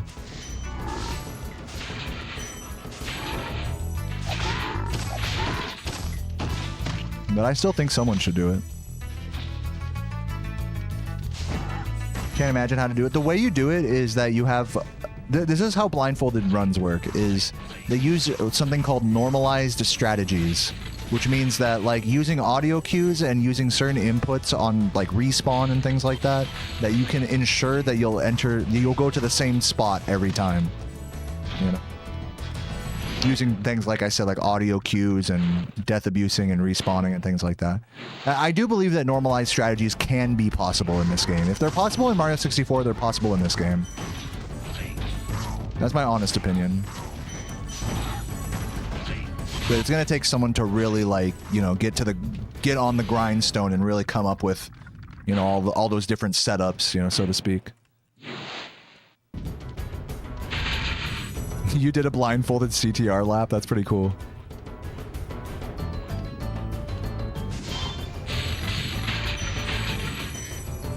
You saw the fake blindfolded Mario 64? Yeah, it's kind of a shame that, like, I think it's cool that Bubsia exists now, that, like, when you look up Mario 64 blindfolded, it's like, yeah, you see that. For a long time, you would only really see that guy, that fucking whatever his name was. The dude who faked a fucking blindfolded run. But now that Bubsia has done so much work for blindfolded Mario 64, it's like, he's finally starting to, like, change that light to something positive, which is cool. It's cool to see that. I will say this, I'm not one of those people that's like, oh, I hate that. A lot of speedrunners I see on Twitter have this opinion, like, covering cheaters in speedrunning gives a bad name to the hobby. I see that opinion a lot online. I personally don't care. I love watching videos about speedrunning cheaters or just gaming, people who cheat in gaming in general, just because it's just intriguing. You know, that sort of content is popular for a reason. It's not that we love cheaters. It's just that it's cathartic to see someone get exposed, for one, and two, it's interesting to see how someone tries to outsmart something that's truly based on an honor system. You know? Like, cheating is possible in speedrunning, but, like, what does that look like, you know? You only get so many examples to, like, really see. Every game is different, you know? So it's intriguing and cathartic type of videos. I don't think it paints the hobby with a bad light or anything. It's not that everyone who speedruns is a cheater just because fucking Carl Jomps makes a cheating exposed video or something.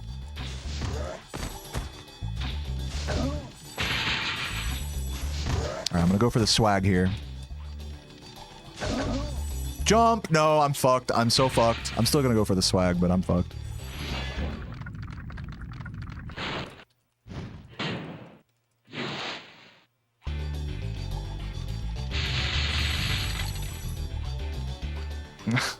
Go for it. Wait, am I on the right one? No, I'm on the wrong one. There we go. I had to get on the right one there. We're good. Swag. Totally saving time. Yep. Great time save there. Not as many walls in Spyro. I think there's plenty of walls in Spyro. I mean, look, if you don't think it's possible, I can't argue with that because no one has ever done any blindfolded strat finding. I'm just saying I think it could be possible, and I think someone should do that. I'm, like, totally with you guys.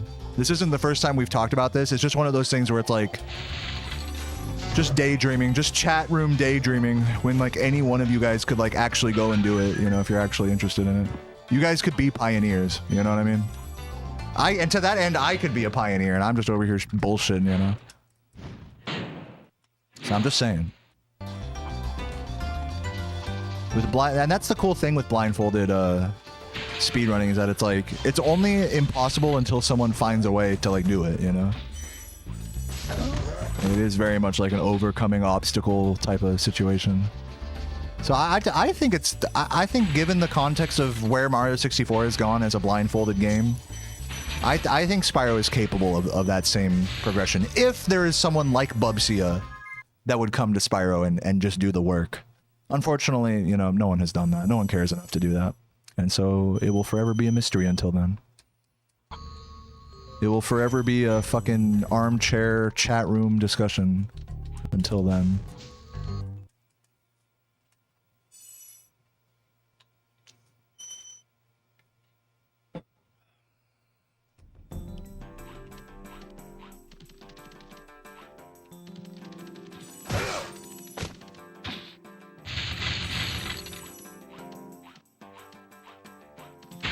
How many gems? I did not check my gem count. I'm gonna go for the Chris strat anyways. Just fuck it. I feel like I grabbed a good amount of gems in Bog, so... I feel like I'm justified in going for this, though I really should have been looking at my gem count. I will grab the extra blue here for safety. Oh man, come on.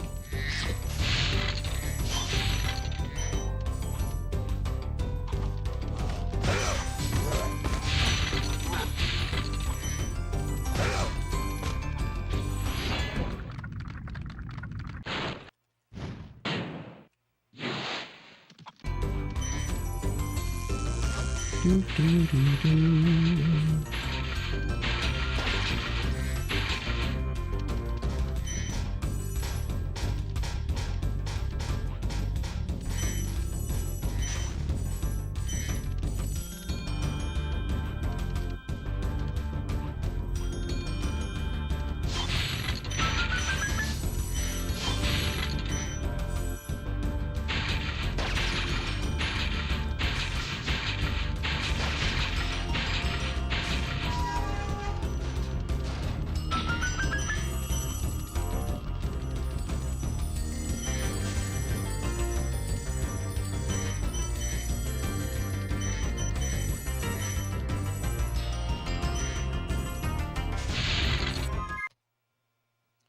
Which boss from this game is my favorite? Metalhead? I guess, yeah, we'll go with Metalhead just because I get to experience him with you, Resident Evil. Damn, I'm fucking way ahead on gems here. Very nice. Very nice.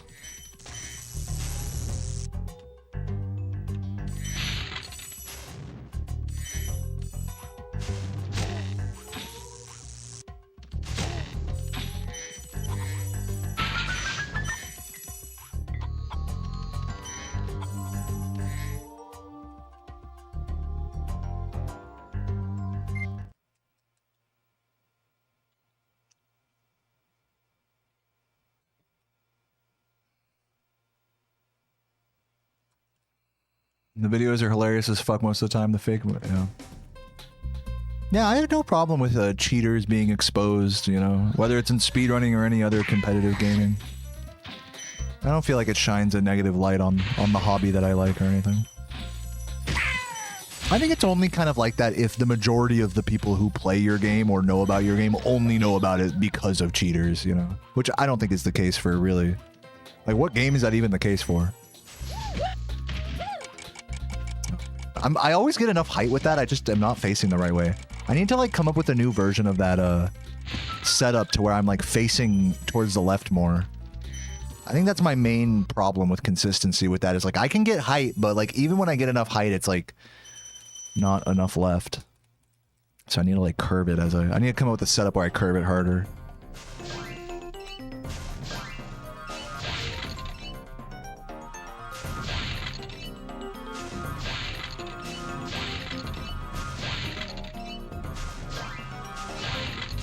Yeah, well, I'm not talking about that, Undies. I'm talking about people who, like, lie about the accomplishments they've done in a game, whether it's in a glitched category or not. Like, think about this. Think about Billy Mitchell, right? Billy Mitchell did... The issue with him is that he did a Donkey Kong high score on emulator. Now, hold on for a second, because there's nothing wrong with doing getting a high score on emulator. On MAME, it's called in that case, but basically on emulator. There's nothing wrong with that. There's emulator leaderboards, right? So it's okay for there to be like glitchy, tricky, cheaty categories and stuff. But the thing that was a problem with Billy is that he wasn't honest about that. He said, oh, this is on original hardware, and that's why he's a cheater. So it's not about the fact that it's like whether people do glitches or tricks or cheat or not. It's about whether they're honest about it or not. Dude, this game is a really great example of a game that's really interesting, that has a lot of potential as a speedrun with cheat codes, right? 5640, I can skip the gold. I think I can skip the other blue as well, actually. And go for the strats here. A lot of the most interesting category extensions for this game are only possible with the balloonist cheat code. Does that mean that they don't matter at all because you do a cheat code? Some people have that attitude, yes. Some people think so. But I think people who really give this game like a fair chance as a speedrun are willing to look past the balloonist cheat code to make categories like Vortex be as badass as they are. So yeah, it's not about the fact that tricks that like, you know, glitches or cheats are used or anything like that. It's about the integrity of the runs associated with them. It's about like, are you honest about using cheat codes or the platform or whatever? That's the issue, not the cheat codes themselves.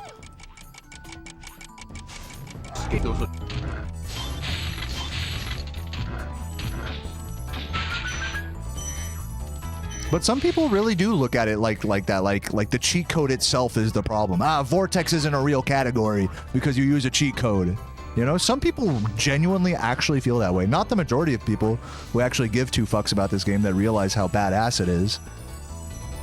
But it is one of those, like, it's one of those things for some people where they just won't accept if a game uses if like a run through a game uses a cheat code, or if it uses glitches. You know, that's like a common YouTube comment thing, right? Is that like, well, your world record speedrun doesn't count because you used glitches, right? It's like, and then it starts to become this argument, well, what even is a glitch, you know? And it's, so it gets very opinionated. It gets very subjective very quickly when it comes to like pulling strings about what even is a legit definition for a category or not. At the end of the day, it's just going to be decided amongst the community of people who play the game. It's not for a viewer to decide how I'm allowed to play the game. But if we're going to like compete on level playing field, then it is for the community who does compete to decide what's allowed there. And if cheat codes, you know, are a thing, dude, 2 runs with first try rats, by the way. And if the community decides that you can just do cheat codes on any run, or that if you can do this or you can do that, then that is that. And I don't think there's any like room for some jabroni to be like, oh, it should be this way. If you really feel like a run should be like a different way than what you see on screen, then, you know, I think the only real solution to that is to not fucking whine in a YouTube comment. It's to go fucking do it the way you think it should be done. That's the beautiful thing about competitive gaming and about speedrunning specifically, is that you could just come up with any fucking category. You can make up a category that no one's ever played before. You can set parameters on yourself. I mean, all we're doing here is we're setting parameters on ourselves. Like, okay, we have to just beat Nasty Nork. That's the only parameter of this category with no cheat codes. Well, what about any percent with cheat codes? All right, well, that'd be cheat percent. That's a category. You know what I'm saying? And so, like, that train of thought is endless. The imagination, you're only limited by your imagination with that. So rather than using your imagination as a point of argument, by the way, I'm not even talking to anyone in particular in the chat now. I'm speaking to the general, you know, YouTube commenter that might be like, oh, glitches and speedruns make it unlegitimate. It's like, it's up to you to do a playthrough of a game that is legitimate and show that to be valuable, you know? Sorry I took so long. What ends up happening is the deeper you go into a game, the more you realize that something like a glitch or a cheat code might unlock potential in a game that you didn't even realize was there. And that's like the real like fourth dimension mind-blowing experience that you get like by delving really deep into a game like this. Is that you just realize that there's just so many ways to look at it and to play it and to enjoy it, that there's no right way, there's no wrong way. There are only, like, you're only limited by your imagination, you know? And by the confines of, I guess, the game itself. But yeah, dude, if someone made like a hack of this, like a speed hack, dude, there are speed hacks of this game, actually.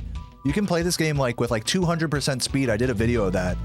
Imagine if a bunch of people started speedrunning that. It could turn into its own miscellaneous category. Like you're only limited by the imagination, you know? But what I find like in speedrunning is that people only really latch on to categories that are going to, that are fun, you know, simply put, like that are either like conventional like definitions for what a playthrough would be, like any percent or 100%, 120% in this game. There's like the conventional definitions for a playthrough of a game, which are like the main categories of a speedrun. But then everything else beyond that is like, all right, well, what is fun that doesn't fit that paradigm, you know? So yeah, speedrunning is a really cool hobby like that. And getting back to the whole topic about cheating and stuff, like, it's okay to fucking do hacks in a game and to fucking use cheat codes in a game. I'm not saying that that's bad at all. I'm saying it's bad when you lie about that and try to, you know, submit it to a category that doesn't allow that. That's all I'm saying. But yeah, no, just the existence of hacks or cheats and stuff, I think is a good thing in these games. There's nothing inherently wrong with being able to cheat in a game. It only expands like the possibilities of what can actually be done. But if a category says no cheats, I mean, you know, and you cheat, well, that's cheating, you know? I think that's clear enough, right?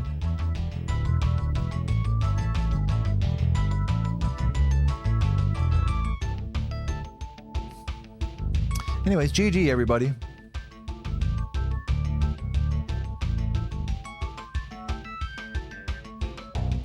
Am I gonna do more runs? I'm like 3 hours deep on this stream. I don't know. What do you guys think? I don't fucking know.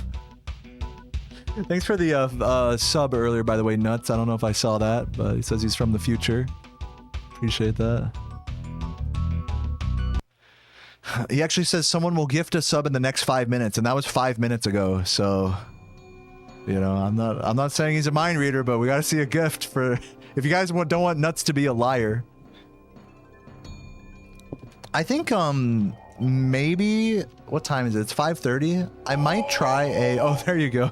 Nuts made himself not a liar. That's like fucking big brain. Thank you for the 2 subs there. For the gift and the sub.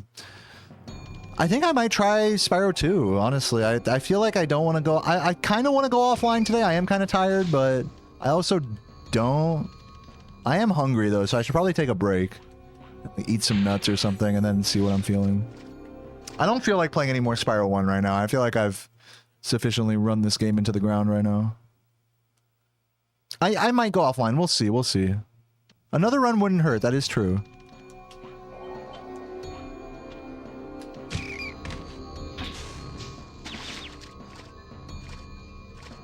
That is true. Next run could be world record. Yeah, dude. Fucking 99% of gamblers stop before they win.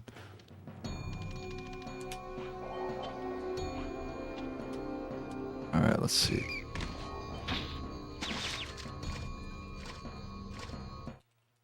Yeah, literally, Grinaldo. I'm leaning more towards the former there. I feel like I've played enough of this game for one day. This guy has the nerve of thinking of going off. Throwing an any percent run. Dude, I am so not interested in running Spyro 2 any percent. It's already part of the 100% run. It's like, okay, I'm gonna do part of 100% with more risky strategies, basically, to try to save time. Like no. I think it's like widely accepted amongst Spyro 2 players that Spyro 2 any percent is like a joke category. It's like probably like I would say is like the most, and by the way, no hate to anyone who does like Spyro 2 any percent. Like, hey, I like it too. I just like had to run it, you know, and to play it, to try to actually get a good time. Super not my thing. Shiba, thank you for the tier 1. Appreciate that. Keep it up. I will keep it up.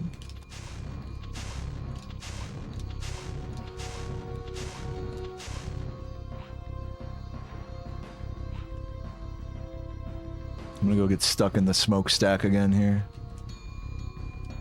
Oh, fuck, I missed it. And then there's this fucking trick right here. There's this shit. Hold on, you gotta talk to this guy. Roll. Look. Oh, I had that.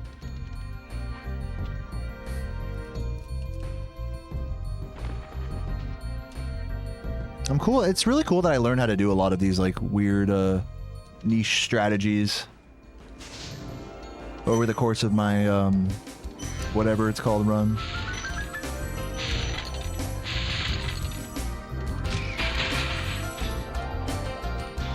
I'm gonna do the 120 route of Cove just for funsies. Cause why the fuck not? I might go offline though. I don't know if I have a full Spyro 2 run in me. I'm just hot and sweaty and tired.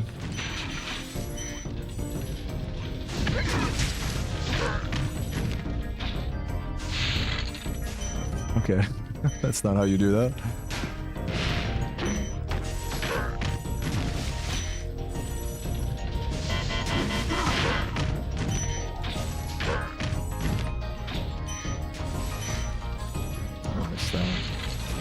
What's that? Yeah, you could tell I have the any percent runner brain. Just missing shit everywhere.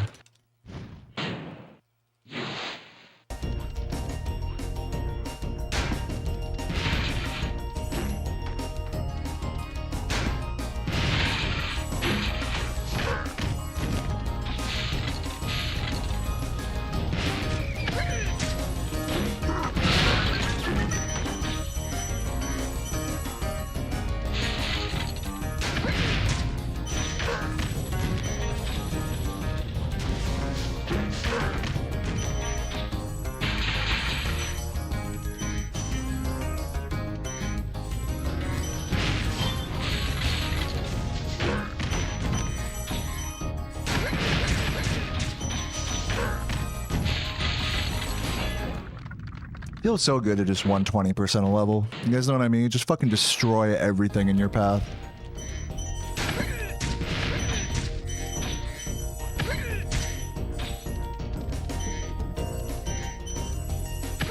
Oh shit. Oh god, I fucked that up. What's up, Amesy? How you doing? Amesy, are you also the Amesy Wamesy account on YouTube? I was wondering if that was you. Is it two different people? Anyways, welcome. It's good to see you, Amesy.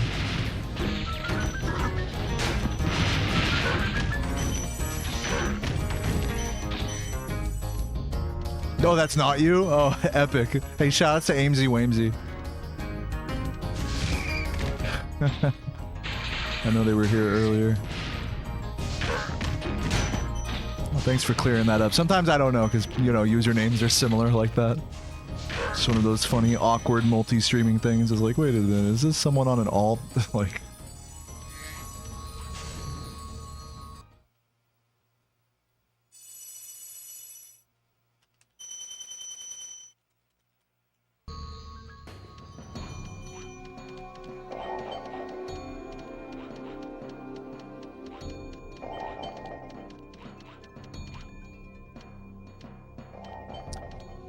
I think I'm just gonna go offline for now. I'm hot, I'm kind of tired. I don't really want to beat myself into a pulp right now in this game at the moment. Maybe tomorrow I might go a little harder, we'll see, but I think I did some good work today. We put down a couple of okay... We actually got some pretty solid paces into Beastmakers. I'm hoping for something similar tomorrow in this game.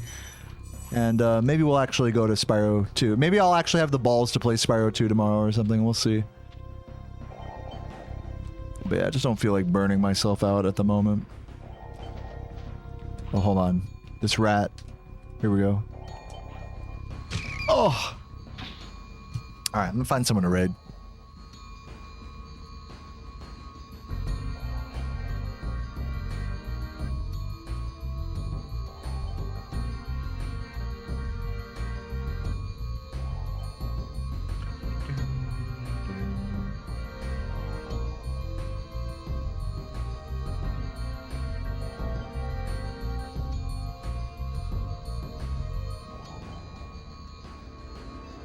Seeing who I'm following here. Raid your ass. Are you streaming right now?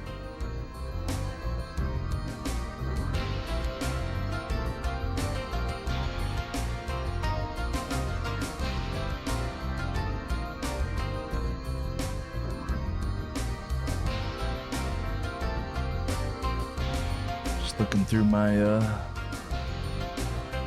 phone. I gotta raid Laura.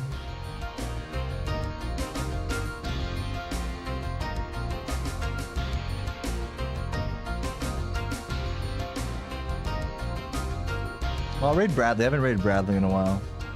Bradley is actually playing Spyro 2 Hundo, so it works out. Where'd he go? Scroll down. There he is.